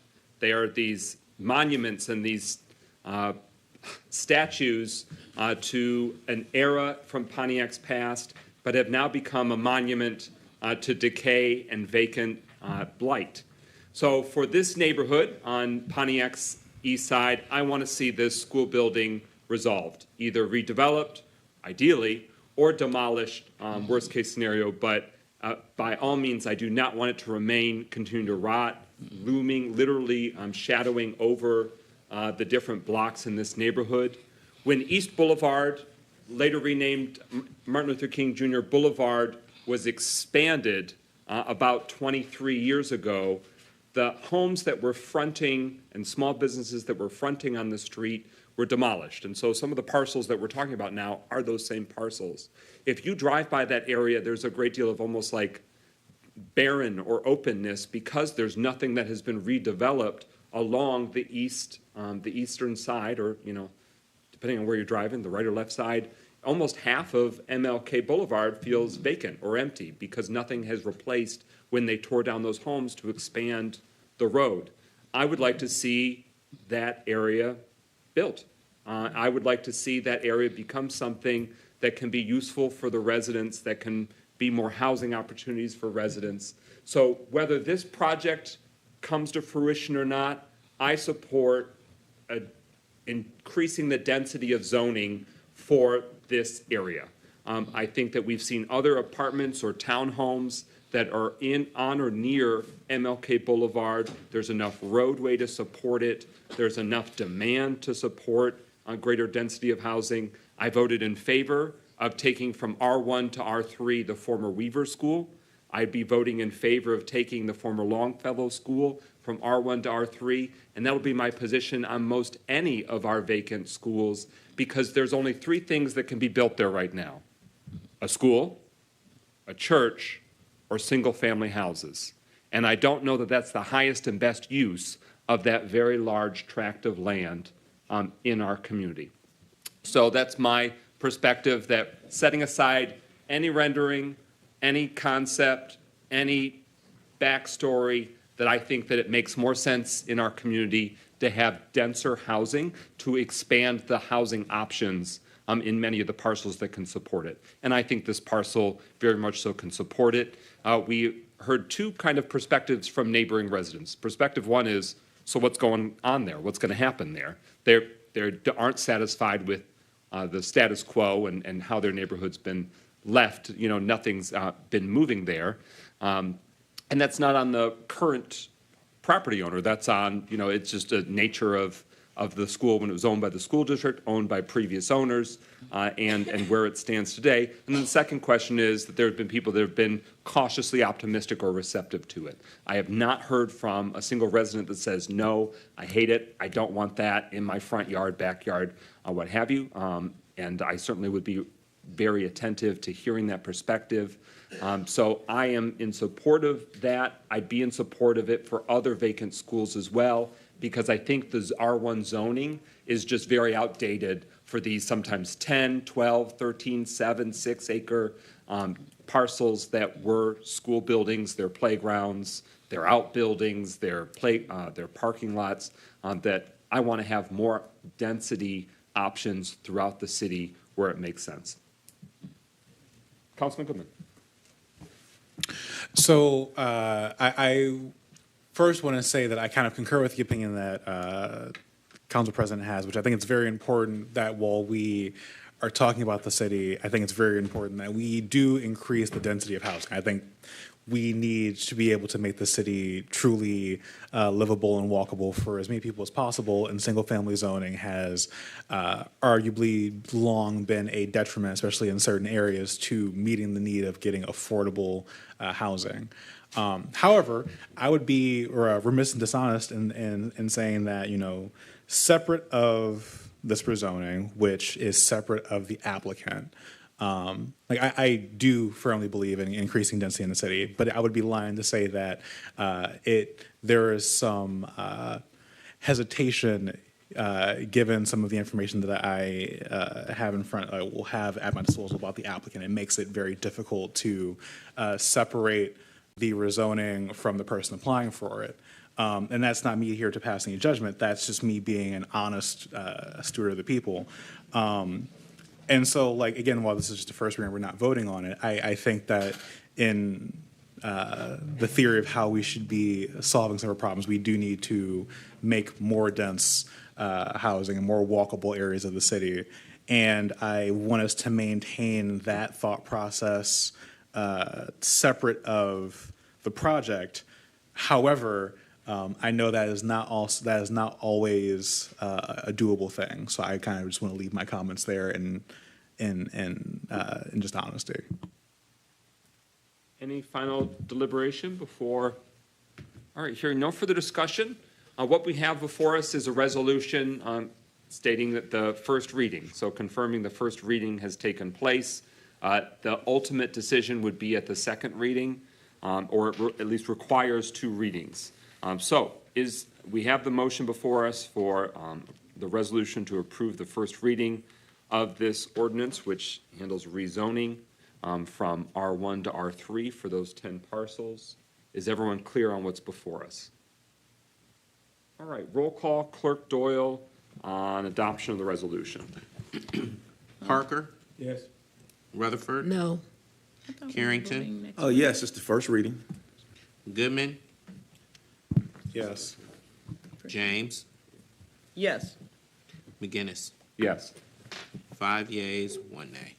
All right, that motion carries. It'll be before us for a second reading and ultimate determination at next week's city council meeting. That's the current plan. That's the current plan. It'll be either next week or the following week. We will evaluate. Thank you. Okay.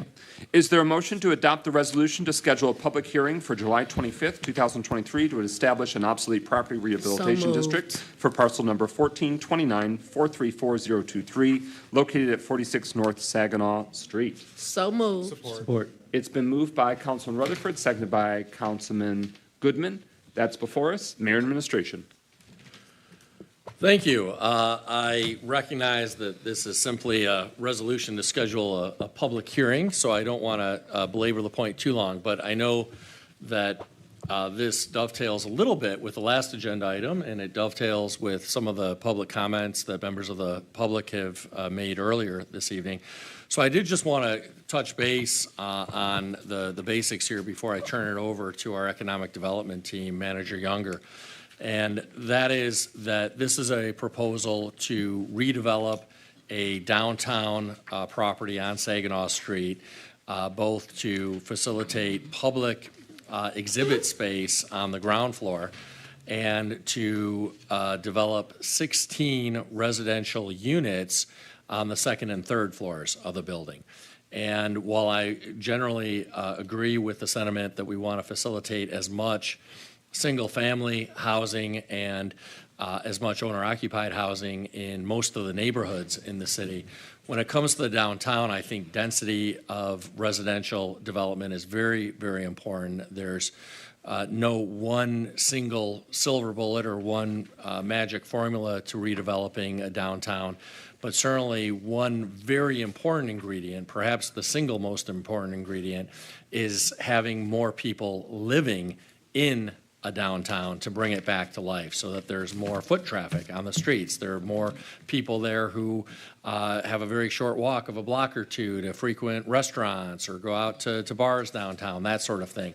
So we certainly want to better connect downtown with the neighborhoods, and the redevelopment of the Woodward Loop that City Council has given MDOT the go-ahead to commence in a couple of years is an important ingredient to better connecting our neighborhoods with downtown. But we also want more people living in downtown to help breathe new life into downtown. And certainly the proposed redevelopment project to bring 16 residential units in this building is a really important step in that direction. And the proposed Oprah is important to facilitating that redevelopment. And with that, I'll turn it over to our Economic Development Manager, Deborah Younger.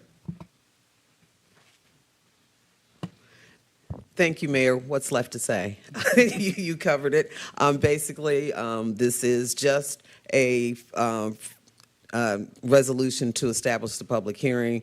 We can go into greater detail at the public hearing on the 25th. It has to be publicized and for 10 days in advance, so that's the schedule for the 25th. We hope to have the clerk publish it by the end of the week, and that allows 10 days before the public hearing, advertising 10 days before. So. All right, very good. Any discussion on the motion before us? It sets that public hearing. All right. Information that might be helpful that the administration can gather for the public and council consideration.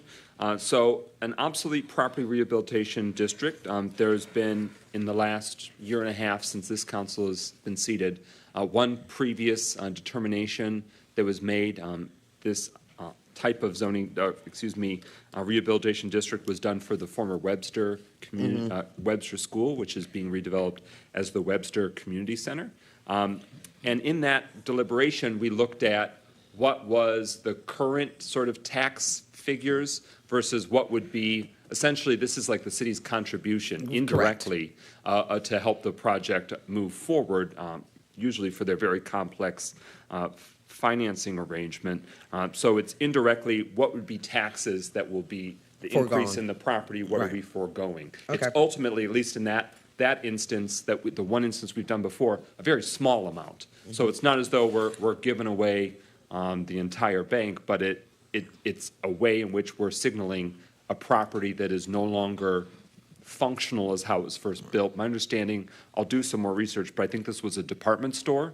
It was first built as a department store that serviced, people for almost 100 years ago when there was a very different operation and use and need for the downtown. So I certainly, it is obsolete based upon how it was built and the standards when it comes to accessibility and use. There's a lot of obsolescence there. But that would be a helpful figure for this council and the community to know what's that dollar amount. It's about $140,000 over the 12-year period, but I will make that part of the presentation at the public hearing. But to answer your question, it's about $140,000. And that's in terms of that's the city's contribution as it increases in value based upon it being redeveloped. Correct. Okay. All right. So it's before us now to schedule the public hearing. It'll be published in the news. It'll also be circulated and communicated. And just like we have other public hearings, anyone in attendance, you can come up that evening, ask questions, speak, opposed, in favor, sort of let your perspective be heard. But also you can submit your comments in writing ahead of time as well, or communicate in other ways, even if you can't physically be there, which the resolution language speaks to. So with that, hearing no further discussion, Clerk Doyle, roll call and adoption of the resolution to schedule the public hearing. Parker? Yes. Rutherford? Yes. Carrington? Yes. Goodman? Yes. James? Yes. McGinnis? Yes. 6 yeas, no nays. That motion carries. The public hearing is scheduled. It'll take place in these chambers during our city council meeting that night. And thanks to the applicant who was here this evening in case any questions came up that they would best answer. Is there a motion to adopt the resolution to enter into a rehabilitation agreement with the Oakland County Land Bank using grant funding? Move. Support. Moved by Councilman Rutherford, seconded by, actually, I think I heard Pro Tem Carrington make the motion. He didn't. It was me. And Councilman Rutherford seconded. Since it's in his district, I'm trying to throw him a bone. Pro Tem Carrington moves that, seconded by Councilman Rutherford. And so we give the floor to the mayor and administration for background. Yeah, thank you. As noted, there are 3 properties located in President Pro Tem Carrington's district. They're owned by the Oakland County Land Bank, and I just want to begin by recognizing the great partner that Oakland County Treasurer's Office has been, that the Oakland County Land Bank has been. That partnership really goes back to the era of Treasurer Andy Meisner and has continued in the new era of Treasurer Robert Wittenberg. There are 5 board members of the County Land Bank. I'm very pleased to say that one of those members is our very own Deputy Mayor, Kalfani Stevens. And so we have a very close working relationship with the Oakland County Treasurer's Office and with the Land Bank when it comes to trying to redevelop so many tax foreclosed properties that have fallen into county ownership as a result of the tax foreclosure. And I want to recognize Jill Robinson, who's here tonight on behalf of the County Treasurer's Office. Thank you for all of your hard work and the great partnership. These 3 properties are vacant and derelict. The County Treasurer's Office wants to renovate and redevelop, rehabilitate 2 of those 3 properties and to demolish the 3rd property. And we want to enter into rehabilitation agreements with the Treasurer's Office. Our existing ordinance requires that a cash deposit be put down for rehab agreements. That obviously is almost always in the context of a private owner. In the context of a public owner, it's an unusual circumstance. And so we're proposing an alternative arrangement for our work with the County Land Bank. And with that, I want to turn it over to the Community Development Department to walk through how this proposal would work. Good evening, everyone. Rachel Lockren, Community Development Director.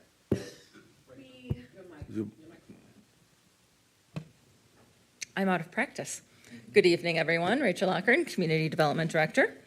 I am happy to present this to you this evening. Typically, community development does not bring rehab agreements to the City Council for approval, but because this agreement deviates from the ordinance that governs rehab agreements that you previously approved last January of last year, we want to bring it to you because of the public component of this agreement. The city will be entering into a rehab agreement with Oakland County. Typically, we would require a cash bond for the demolition of a house if the project was not completed under the timeline and the terms of the agreement.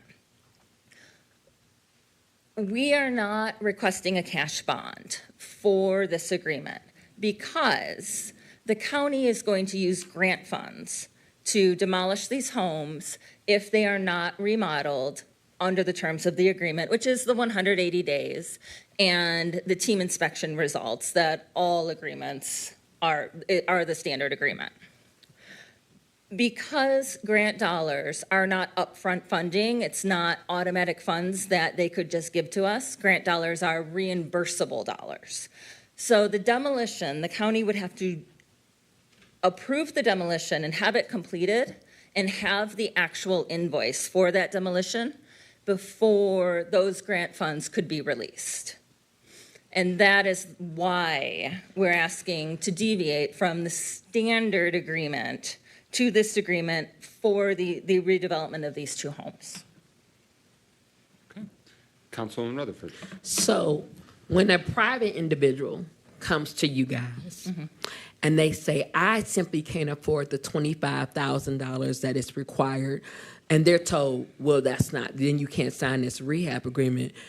Why can't they get the same privileges that we're giving to the county? Because what it says is that the county can get that, but if I'm private and I might have $5,000, but I want to work on it, then you guys don't care because I don't have the $25,000. So that's my first question.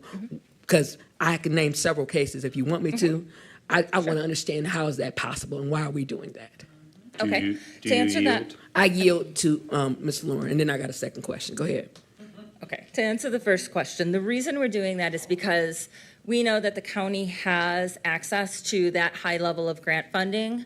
The standard individual resident of the city would have a very tough time getting the grant dollars approved for demolition of a home such as this. And Jill, maybe we couldn't ask Jill Robinson to come up and speak a little bit further about exactly what those grant dollars are and how they are approved and dispersed. Do But- you yield? I do. All right. Jill Robinson, you have the floor. Good evening, Jill Robinson. I'm with the Oakland County Treasurer's Office and the Director for the Oakland County Land Bank, which was formed in September of this last year. The grant dollars that we have been awarded were for the stabilization of, originally we were going for 3 homes, 75 Oliver, 79 Oliver, and 595 North Perry. We've owned those houses since about 2015. We've had several people that have thought they could rehab them. They're in really terrible shape, and folks couldn't provide the adequate funding to be able to do that. So we've received a grant of $200,000, and it's all reimbursable. So as of right now, the Oakland County Land Bank does not have any budget. We have no money. I'm an employee of the Oakland County Treasurer's Office, and the land bank is a separate legal authority. So everything that we do is done and then reimbursed by a state land bank grant. So that's why we're asking to do this. We will enter into this agreement, and if for some reason they are not able to be rehabilitated per the agreement and then sold to a homeowner, we will demolish them, get an invoice for them, and pay for the demolition. Other discussion? She got a second question. Yes, but she spoke for a first time, so I'm giving everyone else an opportunity before she's called on a second time. Pro Tem Yeah, Carey. thank you, President McGinnis. Actually, you really answered the question I was going to ask, because basically these houses have been an issue in that particular community. Also, I'm glad you mentioned our previous owners were not able to follow through with their rehab agreements. And I'm very confident. I wholeheartedly support this particular resolution based on 2 things. The county is actually doing this project, and I know they have the funds to either tear these houses down or rehab. In the past, we have given organizations the opportunity to rehab these projects, and they didn't tear them down, and somehow they get approval for another 6 months from the city. So with this project, I'm very faithful in that the county will do exactly what they say they're going to do in this resolution, because it's right here. They will tear it down if they do not meet the 180-day window. I'm confident in that. I'm not confident in Pontiac Housing Commission, who owns a home at the corner of Oliver and Ivory that for 2 years has not been rehabilitated. But I'm confident in this decision right here. Thank you. Councilman Rutherford. I like that word, confident. Rachel, can you come back up here, please? So there is an individual, I don't want to say his name, Jermaine Branner. And Jermaine Branner had a house on North Perry. And he went to Councilman Pro Tem President asking for assistance because he didn't have the funds, but he didn't have all the funds, but he was very close. Why wasn't he given a special president? Because he worked for the city at the time. He was doing the work. He was trying to get it done. So in the end, the house is stuck. It won't get finished, but he don't get president. But the county does? So I want to understand it, because and I love the county. Shouts out to you, Jill, no problem. Problem is for me, though, I know individuals who are trying to own homes, who buy condemned homes, and we won't give them an opportunity to do it because they don't have the funds, all the funds, but they have enough funds to try to start the project. So where is there anything put in place by this administration that's giving the people that want to stay here instead of having to move someplace else to be able to get allowed to be able to rehab these houses? I really want to know, because it seems like what's good for the goose, it must be good for the gander. Mm-hmm. I understand your concern. I yield to you, Rachel. You have the floor. Sorry. There was a pause. I was taking my chance. I do understand your concern, and I truly understand, because there are often times when we have to tell people we cannot enter into this rehab agreement with you because you don't have the cash bond money that we require. The reason I support doing this with the county is because the county has the grant dollars. They have been awarded a grant from the state land bank, but they cannot distribute those funds until the work is invoiced. So if we don't have an invoice for demolition, we can't get the money. That truly is the reason this agreement has been brought forward to you. It is that difference. There is no grant opportunity at the city of Pontiac where we just have demolition dollars that we can put behind somebody else's rehab agreement. If we did, that would be fabulous, and we could probably get a lot more houses rehab, but the city doesn't have public funds like that. We can't just use taxpayer dollars to help other people rehab their homes or use that money to tear down their homes. So this is the best process that we could come forward with to get these two homes, these two historic homes in the modern housing neighborhood remodeled. They will be sold to homeowners, and it is a good process. Now, if we want to take a look at the rehabilitation agreement and potentially amend it somehow to relating to the cash bond process, we can always take a look at that. Nobody's stopping us from doing that. And if you want to provide direction, then that would help us even more to develop a new ordinance or amend the existing ordinance. But the process is what it is because, like you said, we want to make sure the people have the money to do it. And the county has the money to do it. There are just laws that stop them from releasing those funds. Mayor Grimal for a first. Yeah, I think it's important to keep in mind the whole purpose of the cash deposit that was put in place in city ordinance by unanimous vote of city council last year. It's not to be punitive towards. Point of information, the record will show that there was at least one contrary vote. Oh, was there? Okay. But you have the floor, I apologize. Fair enough. So, approved by city council by overwhelming majority last year. The purpose was not to be punitive towards those who wanted to redevelop properties but couldn't afford the deposit.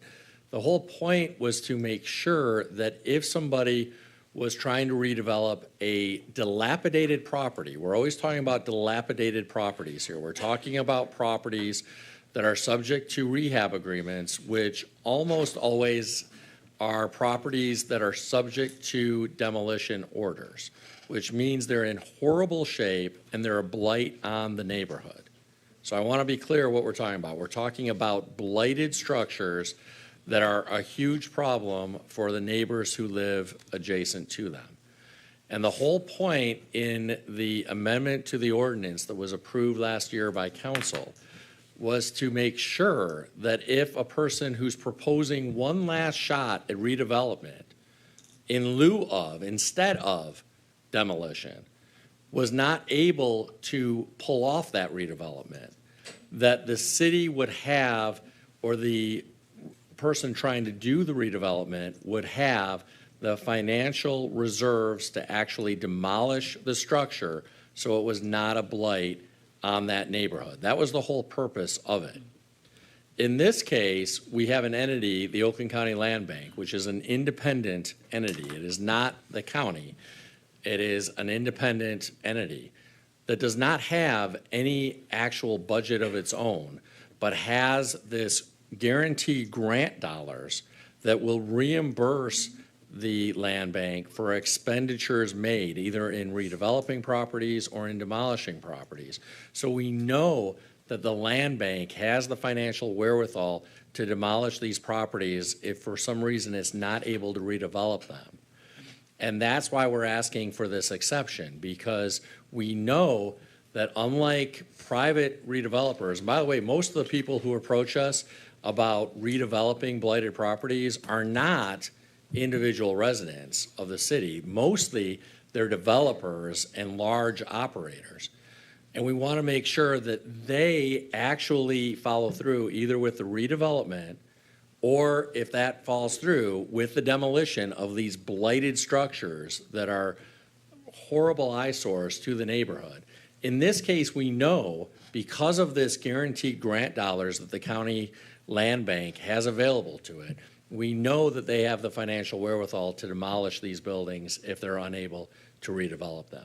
And that's why we're asking for this exception in the case of the county land bank. Anyone wishing to speak for a first time? Anyone wishing to speak for a second time? For Councilwoman James? I just wanted to say that we did amend, I think it was the previous council, changed the renovation or rules that allowed residents of the city, we gave them a break when they wanted to save a house that was on the demolition list that belonged to them, that they had either inherited or whatever. I can't even think of exactly what the terms are, but we did approve, I think it was the previous council, approved an ordinance that allowed them some flexibility in terms of that amount. I think it was $5,000 was the amount that they had to put up for a bond. And we allowed them to, I'm not sure exactly what it was, but I know that we did make some concessions to Pontiac residents who wanted to do work on their houses, who wanted to be able to pull their houses out of, being abandoned. Anyone else wishing to speak for a first or second time? For a third time, Councilman Rutherford. There are thousands of homes here where people who are renters could become homeowners if we would accommodate them and give them the opportunity. And so we all are about big ideas and we want home ownership. We have to do something. And I'm saying this to the administration and to us as a council, because if we do this and then a person comes and says, can we get a special accommodation? I'm an African American, or I'm a woman, or I'm single, I dare us to tell them no, they can't. But we're giving the county president. I don't understand why y'all don't see that we have to do everything fair and impartial, because I want to be a homeowner. I'm sorry, I want to be a homeowner, and I can't even get a renovator or try to renovate a house because I don't have $25,000 because I'm paying my daughter's tuition to go to law school. We gotta stop showing special accommodations for everybody, because what we're telling our people is that we don't want you to have homes and we don't want you to be homeowners because we can't even get fixed up property. What are we doing, man? Deputy Mayor Stevens, I think you've spoken at least once, but here you go. So for the land bank director, if this is not approved, what is the likely result? Will the properties be rehabilitated or will the properties be demolished? They will probably continue to sit there, and I guess we could sell them to somebody that doesn't have the means to renovate it, and that is not what I want to do. I've held on to these properties for 9 years now, hoping that there would be somebody that could renovate these.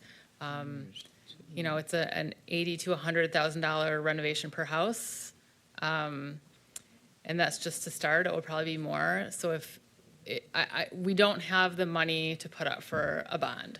So if we don't have the money for a bond, they will likely continue to sit there as they are. Thank you. Pro Tem Carrington? Yes, I just want to say this. The community in that area wants these homes towed down or they want to rehabilitate it. Right. Again, I wholeheartedly support this project. I have seen for the last 12 years, people get these homes. They are unable to rehabilitate them. And they sit there, and then they sell them to somebody else who continues to not be able to rehabilitate these homes. This is an excellent chance for that community to finally get 3 homes repaired or towed down.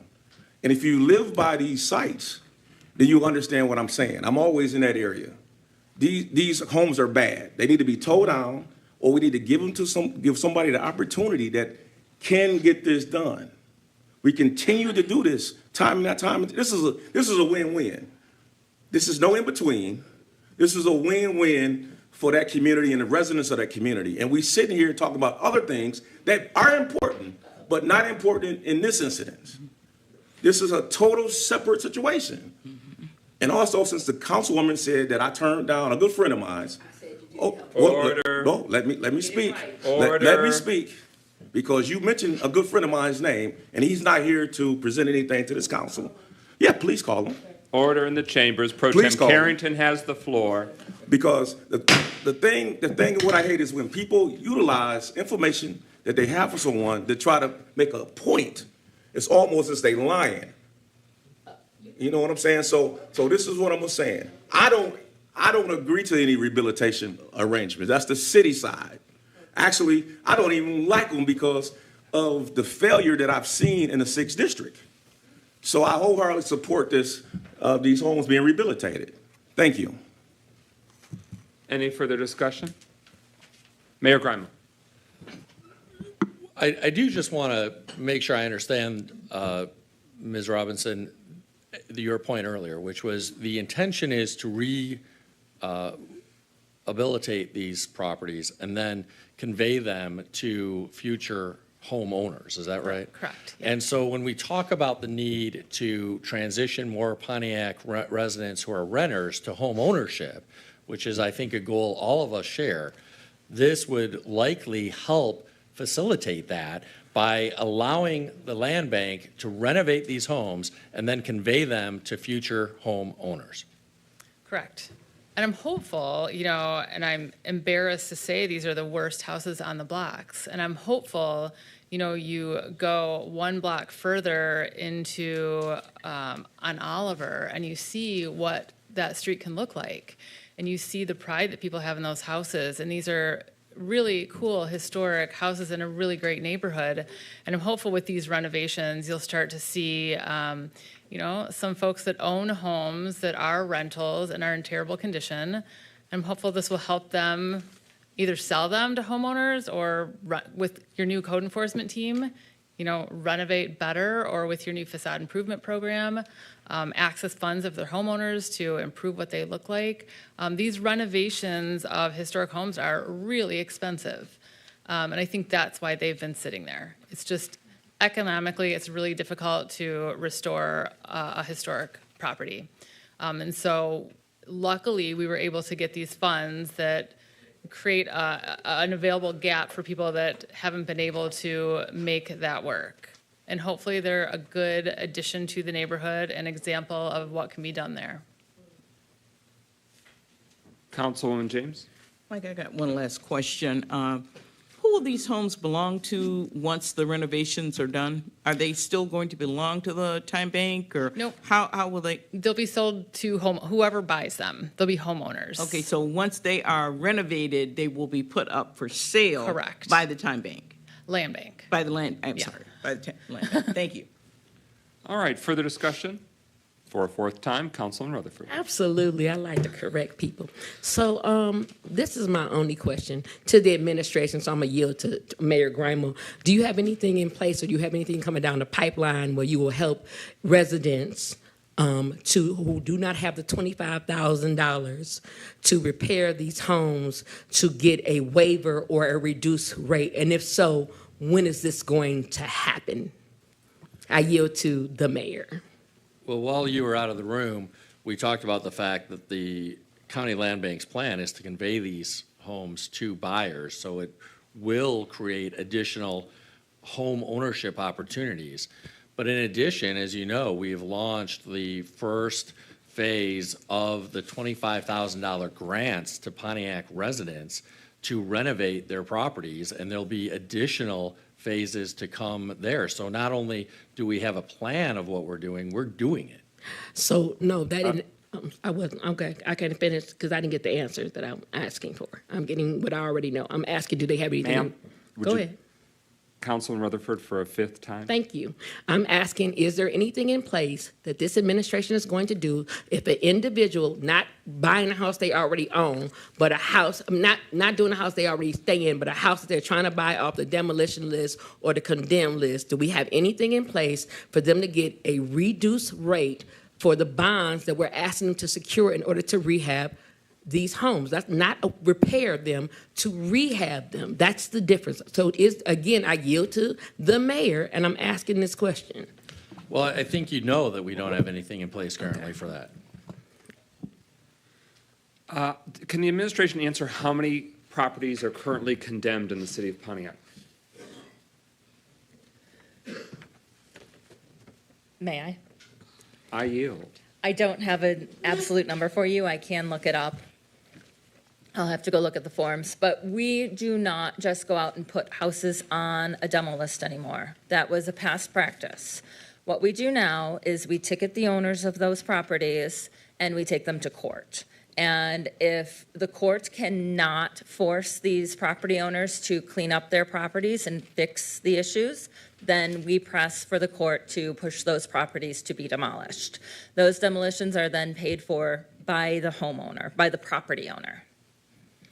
Okay, and I just want to center that information because it's helpful. A lot of what's being deliberated is for condemned properties. Mm-hmm. Those are the condemned properties that rehabilitation agreements are required for, and which have been deliberated by this council previously, that the subcommittee has spoken about in brief, but might need even further research and review to make that more effective. And it's helpful to know how many we're talking about, because that pool matters. I really want to salute the establishment of the Oakland County Land Bank. This is a newer innovation, a newer public policy tool that's available to us that didn't exist before. And so it's a plot twist that can work to our advantage for our neighborhoods. And I think that this is an innovative approach that hopefully will allow for even more grant funding to be pursued, even more properties to be restored, whether they be condemned or not. It just happens to be that the most challenging, the most expensive, and the most far gone are those that are still left on the books after the tax foreclosure sale or after there's not been a remedy. So I think it's a really positive development for the GM Modern Housing neighborhood and the historic structures that are unique nationally, recognized by the United States Department of Interior. So I am very eager for this process to work, and I'm also interested in seeing us reform how we expand those opportunities for others. And I want to know how many we're talking about, because luckily there aren't as many as there were 5 years ago or 10 years ago, but I still want to know what the pool of those that have been deemed condemned, different than sort of those that are, eyesores or those that are blighted. It should be a worst-case scenario and a very small number. The past practice of condemning almost everything that was blight really was not effective.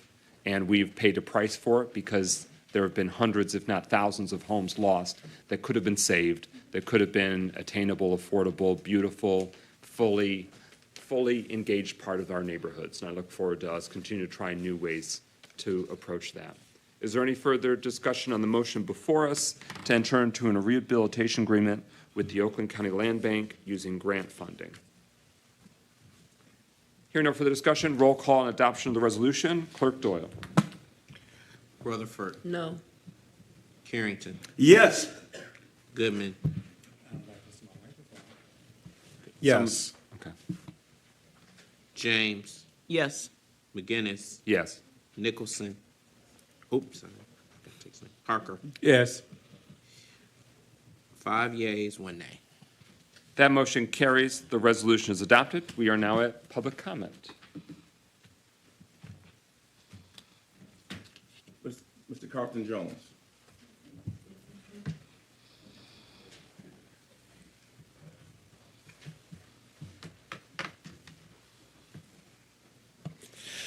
I am so happy to be back. And let me just run through before I want to talk about what I came to talk about tonight.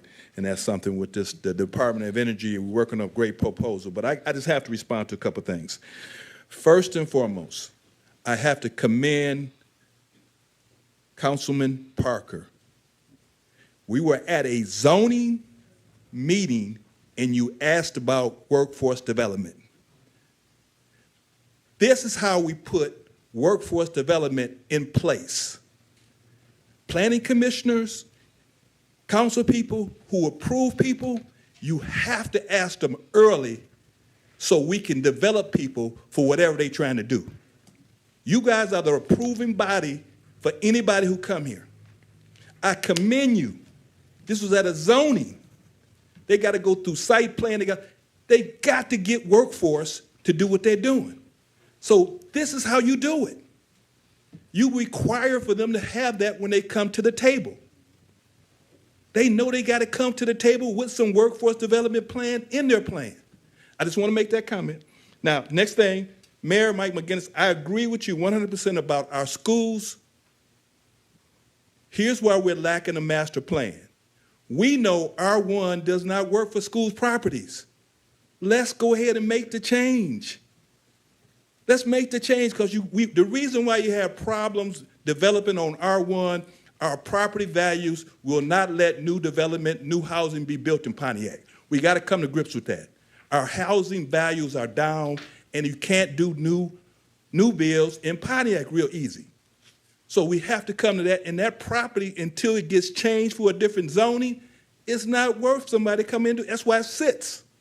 The next thing I want to talk about right quickly is the community benefit packages you can request. Request them and put together a bonding fund amount. Start developing a bonding fund amount with a community benefit to it. We can get local people to help them cover bonds. Now, bonding is, to my opinion, is to secure the project's going to get done. You can get secured funding or bonding. What the county came with is secured funding. If you got secured funding, bonding don't really make as much. I want to say this before my time is up. DOE has a clean energy proposal, and it's set up perfectly for Pontiac. But it's a community engagement is the key component behind it. I'm hoping that our leadership can get behind TDC leading the charge to transform our downtown and do something about affordable housing. I'll have more on that real soon. This proposal goes in next week. Thank you. Thank you, sir. Mr. Quincy Stewart. It's good to be back. Teaching is an arduous profession, I can tell you. Some of you, if you've never been in a classroom and stood a post, you just wouldn't know. Right? All right. I do want to mention very quickly about this grotesque absurdity over at Jefferson.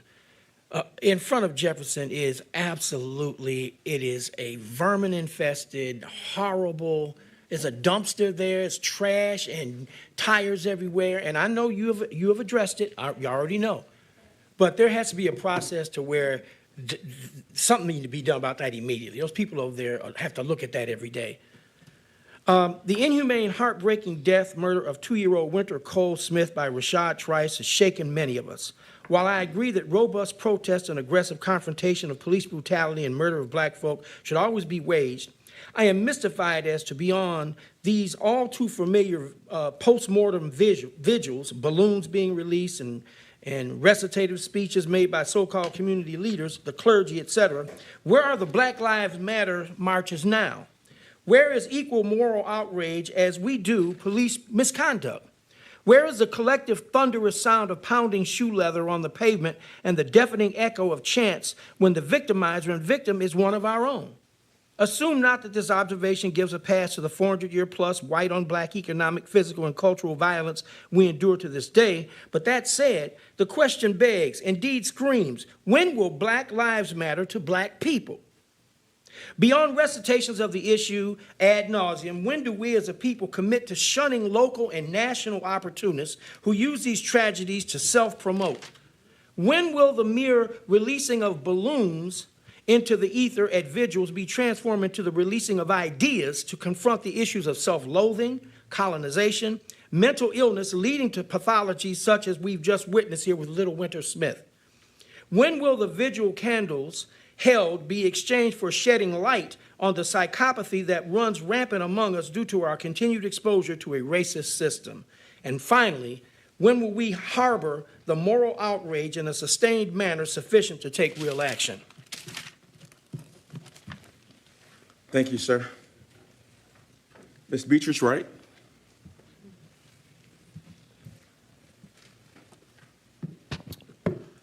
Good afternoon, Council. I wanted to start my talk off with commending a young man who lives at 353 Elizabeth Lake Road. His name is Brandon Ragland.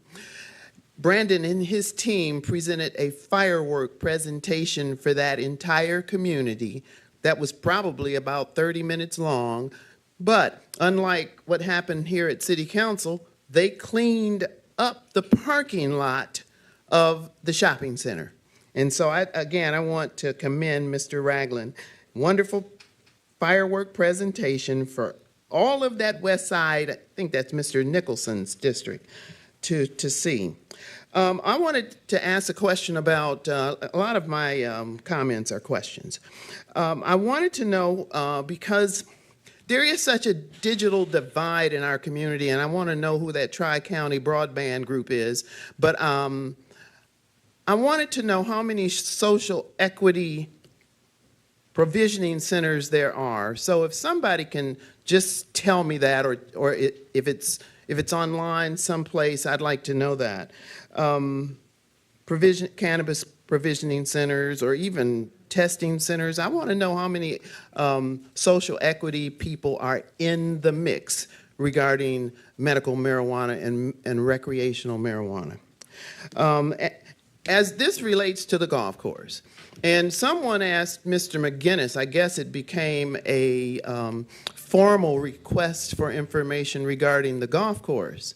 And the mayor answered a question regarding, I guess, where the bidding process was as it relates to the golf course. And I want to say that right now, I think you, the council and the mayor, you have a responsibility to us residents to tell us the information you know, because there's a rumor mill out there.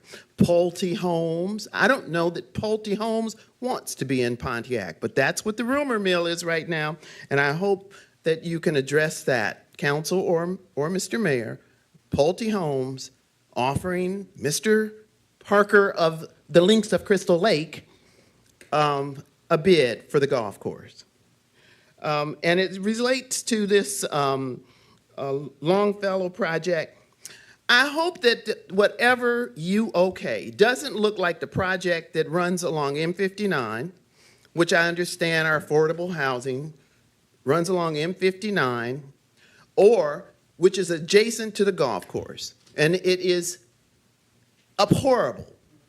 And I just wanted to let you know that. Thank you. Thank you. Ms. Darlene Clark.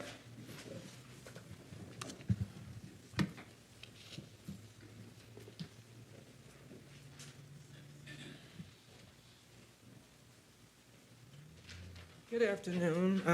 Darlene Clark speaking as a resident. First, let me say this to you guys, okay? And I don't know if I'm talking to the council at this point. I'm really just talking to the residents. Mr. Goodman last week brought up attention about landlords. For the last two administrations, landlords has always been an issue. It's always been an issue. Your incidence is so minute compared to the landlord who got 18 people living in an 800 square foot house, or baby kids, and I say that very sincerely, running around in the yards and the parents is not even paying attention. That's in every neighborhood in the city of Pontiac. Every street in the city of Pontiac have a full complaint about landlords. And landlords go to these auctions, they buy these homes at low prices and stick people in there with Section 8. This has been a known record throughout Pontiac. We are 60% renters. Affordable housing, Pontiac is affordable housing because every house here is below poverty. Every house, including the ones who think they're in the penthouse. You cannot get Starbucks in here. You cannot get a replica investor in Pontiac because of the conditions and the rules and regulations, and we are the dumping ground in Pontiac. You as council and we as residents, we pay taxes. We get nothing for the taxes that we pay. Taxes has been increased. We get nothing. We get nothing. This young man who wants to build at Longfellow, he doesn't even have the money nor partners to present to say that he can guarantee anything. He cannot guarantee, he said it himself out of his own words. He cannot guarantee anything. He's on a wing and a prayer trying to milk the city of Pontiac. And I guarantee it does not take Stevie Wonder to figure this out. Now, let's land bank, circuit court, foreclosed homes. How do you think they get money from low-income people who can't afford, who ask for a hand up? When you go sign those documents for an agreement with the city of Oakland County to help, it's far out their reach.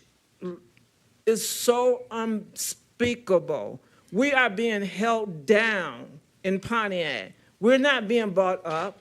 And I say this sincerely for the people, for the small amount of people of ownership.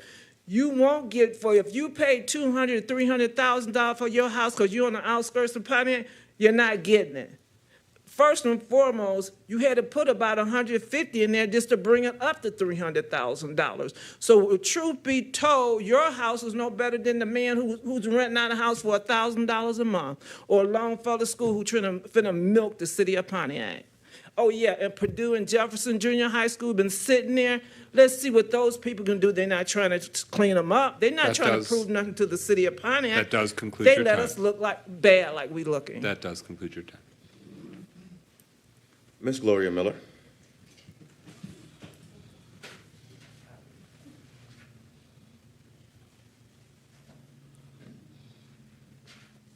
First, I want to thank, I wasn't able to make it last week. I want to thank Ms. Rutherford. I want to thank Brett Nicholson, you're not in the absent. I want to thank Mr. Carrington, you guys, for your donation to Reuben. I thank you. I really was just, and I say this to say this. When sickness come in your family or someone get hurt, all this stuff don't matter. It doesn't matter to me. I fight for what is right and for the people that I know that know me, know that I fight because I love them. I don't want anything. I'm blessed. I don't need nothing from the city of Pontiac. And I worked here for years. But I thank you guys for donating. I really do. And I thank you for putting away your differences, because I come down here and hit you. But you know what? I sat in that seat for years, too. And years out in the audience. And this is what you're going to do. And Councilwoman Rutherford, fired up, baby girl. You know the people. You walk this ground. You've been here all your life. It's a difference when you've been here, rooted here, and grew up here. You know what the people need here. Because I think you're the only one on that board that's been here all your life. And you know. And people don't get it. They just don't get it. You got to go out there and live with these people when you leave here, when you get off that post, when you're not council anymore. You got to do the right thing. Because if you do it for one person, you're going to have to do it for everybody. Because what they're looking at in TV land, you did state that. When they see that, when they come up for a house, what they did it for, how they picking and choosing? Are we picking and choosing? You got to be careful. So it's not to denounce anybody, but when you do it for one, you got to do it for everybody. And I just want to say to you, Mayor, you had said you were going, and that's what I'm talking about. You are the CEO of the city. It was 3 people hurt in that accident. You went on Facebook with one all over, flashing pictures. Mayor, you're the top dog. You can't do that with one person. You don't go to the other one. Rooted and lost his leg and stuff. He hurt worse than anyone. Not one voice. And I believe you did it because you just don't like me. But see, put your differences aside. This is personal.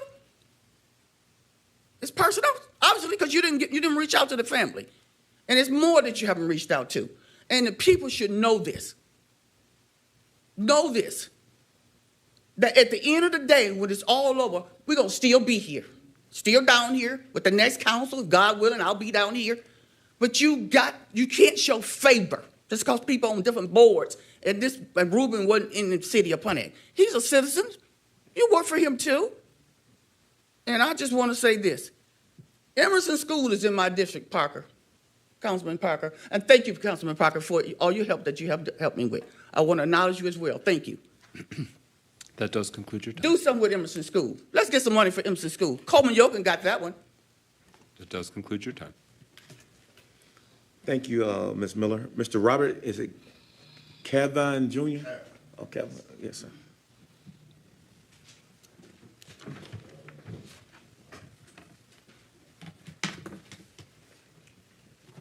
Good evening, City Council, Mayor Grimo, Deputy Mayor Stevens. My name is Robert Cavan, and I'm a new resident here in the city of Pontiac. My wife and I, my wife sitting there, Fonda Cavan, we built a home here in Pontiac in Fieldstone Village. The issues I have is with the builder, Century Communities. They build subpar homes. I'm a project engineer. I build projects all over this country. And the problem we had from day one, we closed on our home on March 29th, and our sump pump failed on day one. And it was not disclosed to my wife and I until after we closed. And when we were occupying our home, getting our keys, and meeting, and our realtor was with us. It was disgraceful to have learned this. Fast forward, 3 months later, June 3rd, I come back, my wife and I were transitioning from Lansing, Michigan here. 10 inches of water was in my basement. I had another failure, sump pump. And the construction manager, I don't want to name him, but he was upset because it was on a Saturday that I disturbed him. He was at a wedding. And I called him, he texted me, I'm at a wedding, I'm off, I don't work weekends. 10 inches of water. He called a plumber out of Grand Blanc, Boys and Burns. They come out, the gentleman knew exactly what was wrong. Our power switch had failed. So again, 2 times I've had sump pump failures. Then we had grading done horribly on our landscaping. And we have all these boulders and rocks. They backfilled the dirt with the same dirt they excavated. Instead of removing that dirt, as a construction company should do, grade it properly, make sure it's smoothed out, use topsoil, and then put hydro seeds. They did complete opposite. So now we got all these boulders. So my question to City Council, how did they get approved? There are so many other homeowners like myself and my wife in that resident that have all these major problems, and all we're told is, well, you file a warranty claim, and we're paying all these tax dollars, brand new homes with all these major problems. And I'm working with your building official, Mr. Raphael LaFleur. He's aware of this. I even had electrical issues. Electrical boxes were given permits, not working. So that's my question, and I want to know how, if we can talk offline, how this could be resolved. Thank you very much. Thank you, sir. President McGinnis, that concludes public comment. Okay. Mayor Grimo, have you and your team acquired the contact information for the new residents so that way you and your staff can follow up?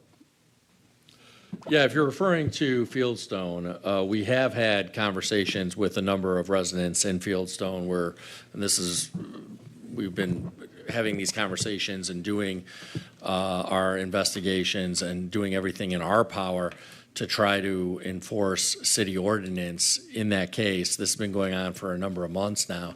The challenge is that assuming that, and we can certainly talk offline about your particular home and your particular situation, but in the vast majority of instances, at least, when the building permits were issued and when the certificates of occupancy were issued, the buildings, the homes were, and this goes back a number of years in many instances, before I was in office, but as best as we can determine at that time, at the time the construction was finished, the houses were mostly, there may be some exceptions to this, were in working order and warranted certificates of occupancy. The problem has been with the durability and reliability of that construction over time since the certificate of occupancy was issued. And that's generally not a situation where the city has specific recourse. It's normally a question of contract between the home buyer and the home contractor, the home constructor and seller. So it normally is a private matter between the home buyer and the home seller. The other situation that has arisen in certain circumstances, both in Fieldstone and in other neighborhoods, is that in terms of design, oftentimes it's a matter of the condo association's master deed and bylaws and what are required in that regard. Because Fieldstone, as you know, is not a traditional platted subdivision. It is a site condominium development where each house, although it's a standalone single-family house, is a distinct unit within the site condominium development with shared common elements, the roads and other public spaces, subject to the condo development agreements. And so depending on the specific concern with your home or with neighboring houses, it's likely, although we'll talk offline, likely a private matter either between the condominium association and individual lots or between individual buyers of houses and the construction company that built those houses. Now, again, if there are situations where you believe that the certificate of occupancy should have never been issued for a house based on the circumstances that were apparent or evident at the time the certificate of occupancy was issued by the city, we should definitely talk about that offline.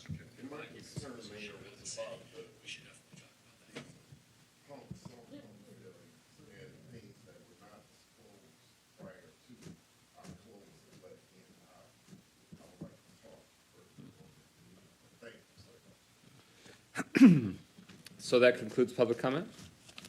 All right. Is there a motion to adopt the resolution to go into closed session to consider the purchase or lease of real property? Is there a second? Support. It's not on real property, it's on litigation. You gotta make sure you correct that. Should have been litigation. Pending litigation. We definitely had, actually should be both, but we definitely had. Okay, I'm sure that you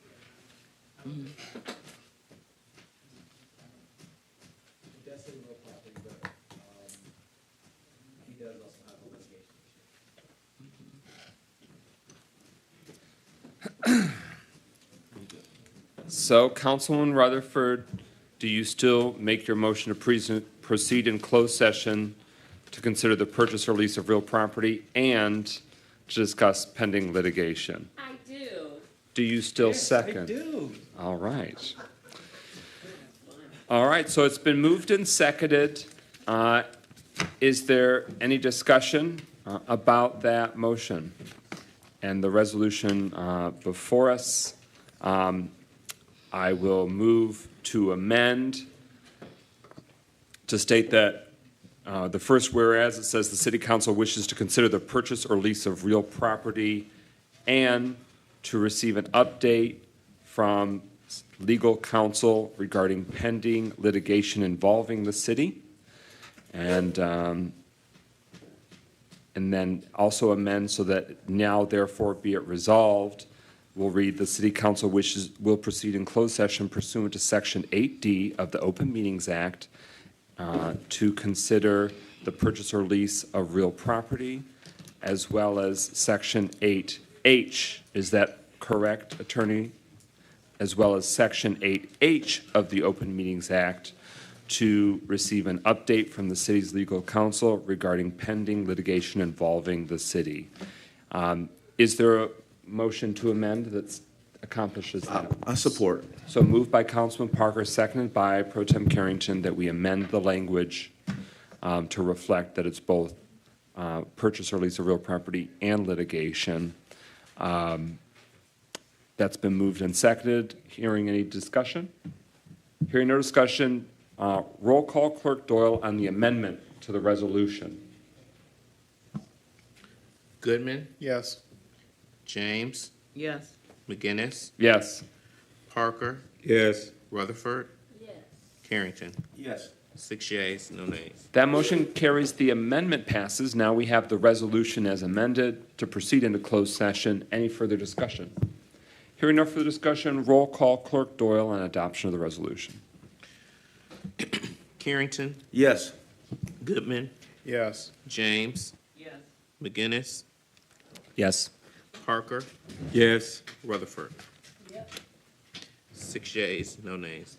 All right, so for the community's benefit, we're moving behind closed doors to talk about current litigation involving the city and these real estate.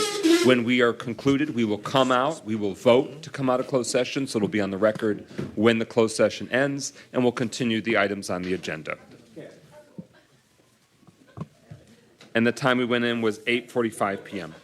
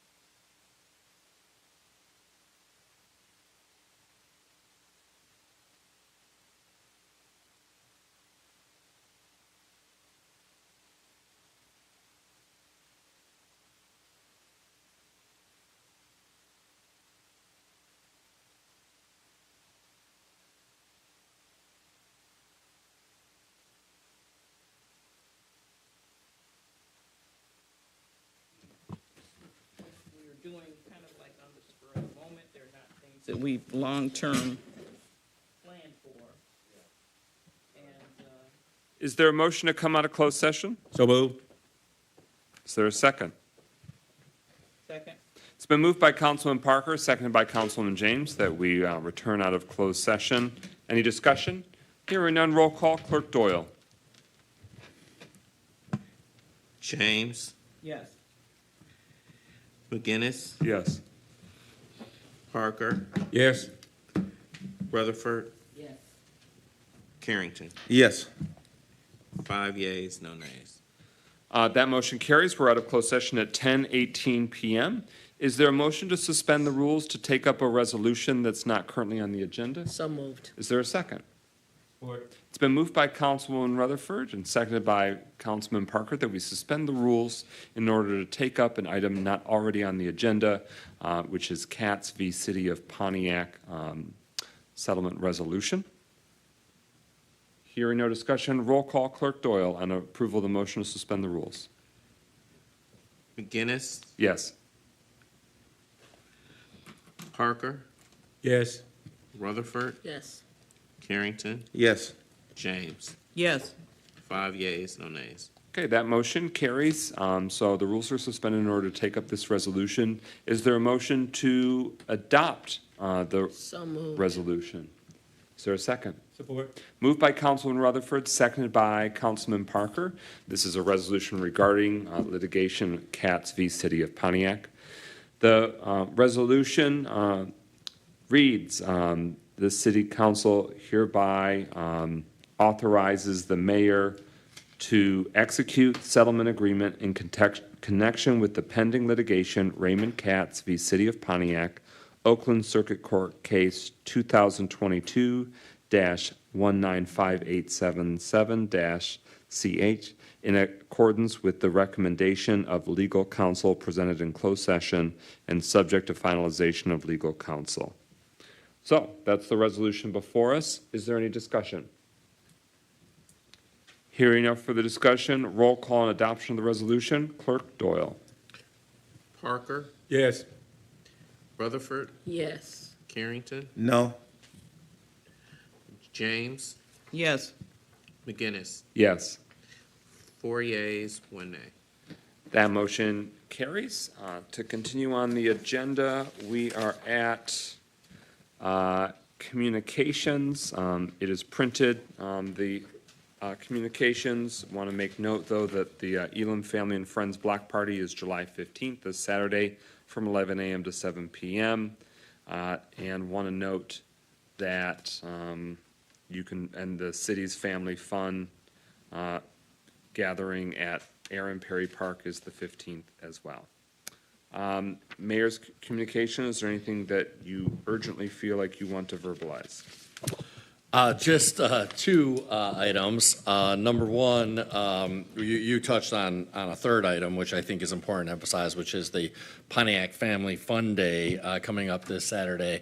And we will have carnival rides there. It will be a really robust, fun event at Aaron Perry Park this Saturday, July 15th. But also two additional items. I mentioned one of these 2 weeks ago, but we have a deadline of tomorrow, actually, July 12th, for people to submit proposals for providing youth recreation and youth enrichment services for our fall programming session. So if people are interested in doing that, we've gotten the word out through other means, but again, please email purchasing at pontiac.mi.us no later than tomorrow. And then lastly, my State of the City address is going to be July 27th. That is Thursday, July 27th, from 6 to 8 p.m. at the Centerpoint Marriott. If folks are interested in attending, please RSVP to Angela Powell at apowell@pontiac.mi.us.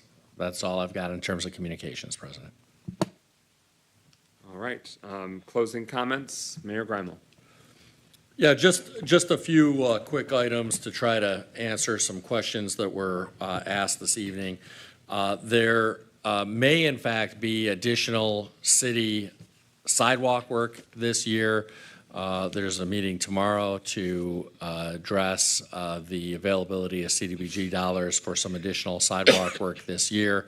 That is not slated to occur in Harrington Hills, but there are a number of other neighborhoods in the city where we're hoping to the extent feasible, get some additional sidewalk done this calendar year.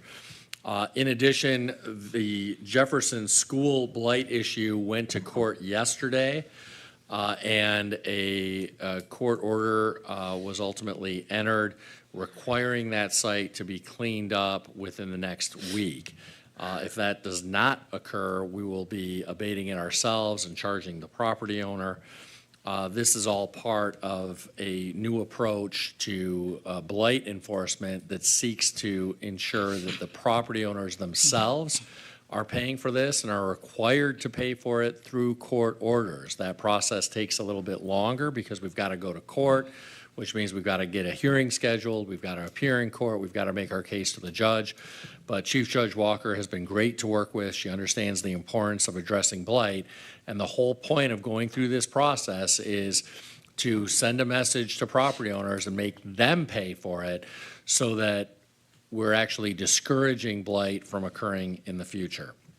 In terms of the status on the golf course, we talked about this a couple of weeks back, and I shared everything I knew at that time with the public. I, again, will share with the public everything I know, which is that the current owner of the golf course had a proposed sale arranged with a buyer. I don't know and have never known who that buyer is, but the seller had a private arrangement with a potential buyer.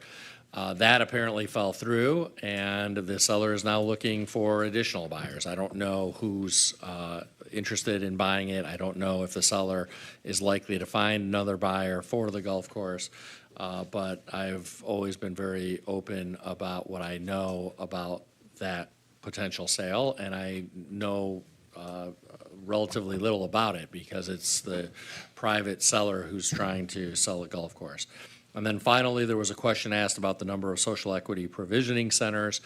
That number is 6, as I understand it, which is 2 in the Walton Boulevard Overlay District, 2 in the Cesar Chavez Overlay District, 1 in the Woodward Overlay District, and 1 in the Downtown Overlay District, for a total of 6 social equity provisioning centers. That is as provided under the recreational marijuana ordinance the City Council approved a couple of months back. The ordinance, however, has been suspended pending an effort by some special interests to seek a referendum to strike down that recreational marijuana ordinance. That's all I've got, Mr. President. Nothing from Deputy Mayor. Clerk Doyle? All right, Councilman Parker? Thank you, Brother President. I've often heard it said that the squeaky wheel gets the grease, but I've also heard it said that an empty wagon makes a lot of noise.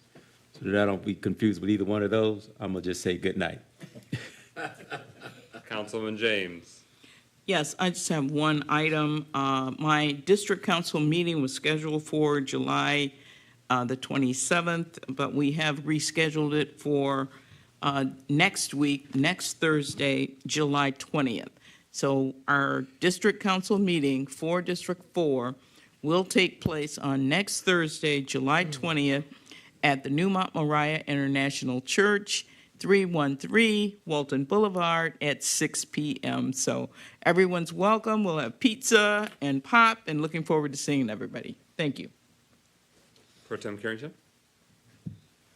Yes, thank you, President McGinnis. First and foremost, I'd like to thank everybody for coming out tonight. I also want to thank everyone that came out to the We Care Neighborhood Association, a neighborhood association meeting this past Friday. Code enforcement, Jack McIntyre, as well as the 6th District Code Enforcement Officer, Kevin Henniam. Also want to thank Jerome Branner for coming out and speaking about his Man Up mentoring program. It's also Vice President Yvette Marion Brinker for Pontiac Library Board as well. And I'm sort of glad that the mayor mentioned that we're looking for other ways to hopefully fixing some of the sidewalks in some of the communities. But I just want to make sure, I don't know if this district is able to use any kind of community benefit funds for that district. Could you please let me know either way so I can let my residents know?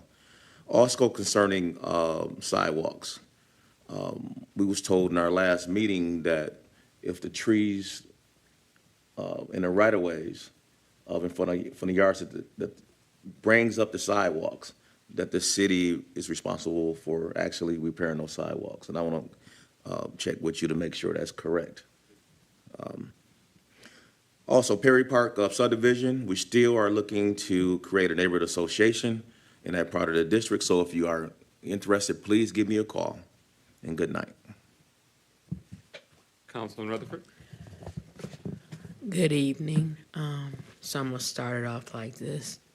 On Saturday, one of the greatest hairdressers to ever bestow the city of Pontiac, one of the first Black-owned women business owners in the city of Pontiac, will be laid to rest, and her name is Lily B. Alexander. She was my godmother, and every week I would get a text from her about, Mel, calm down. Mel, don't be emotional. Mel, stick to what you know and be authentic.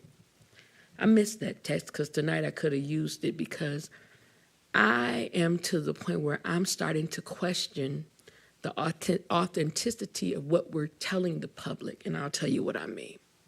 First of all, I got a name wrong. I said Jermaine Branner, so I'll correct it because I was called a liar. The person that asked for an actual assistant was Pig and Khan, and they both had to pay $25,000. So I'll correct that. Secondly, I have supported President Pro Tem since before I got on this council, when he was on the school board, and probably in every way I can. And I've never said he was a liar. I've never tried to say I tried to do something personal.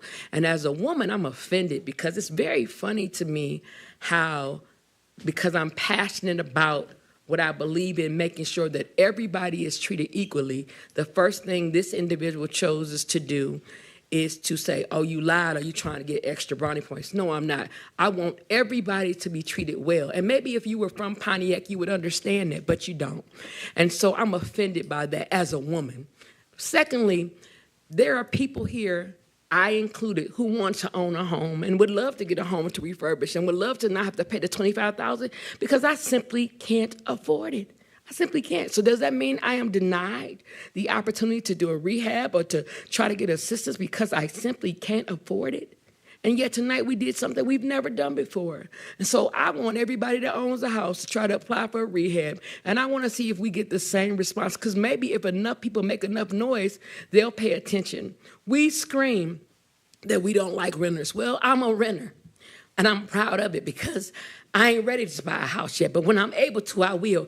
And it offends me every week that we say we want affordable housing, and we vet everybody else about do they have money or not. And yet tonight we are literally talking about an individual who doesn't even have proof that he has money, who is in fact going to come, as he stated, and ask the city for assistance. But we scream we care about the citizens of Pontiac. So tonight I'm taking it personal because it's certain things you just can't play with me about. Affordable housing is one of them. Giving people a fair chance is another. And third, treating everybody equally. And it's offensive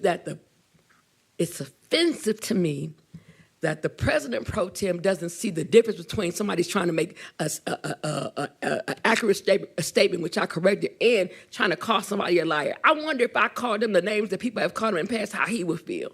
I'm offended. I'm saying it what it is because every time I do something, I get checked about it. And at what point is he going to get checked for how he talks to women on this council? In fact, I say good night. I just want to say one thing, if I may. Councilman Parker. I just want to thank Imam Steve L. Turk for coming and sharing with our invocation this evening. Thank you very much. Thank you, and thanks for continuing to reach out and coordinate.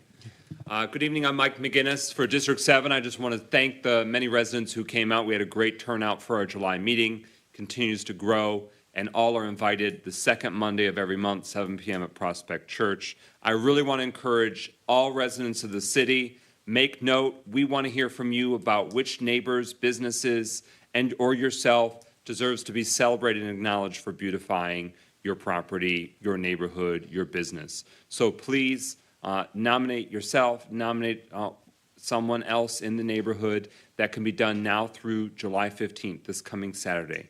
So you could do it online, Pontiac City Council's page on the updated City of Pontiac website, pontiac.mi.us. Hard copies are available at City Hall. You can email them, you can mail them, you can drop them off in person, you can call them in if you need to, you can text. I get texts from residents throughout District 7 wanting to share address. That works too. But please take the time, because it can really boost someone's spirits to know that their neighbors are looking out for the work that they're doing.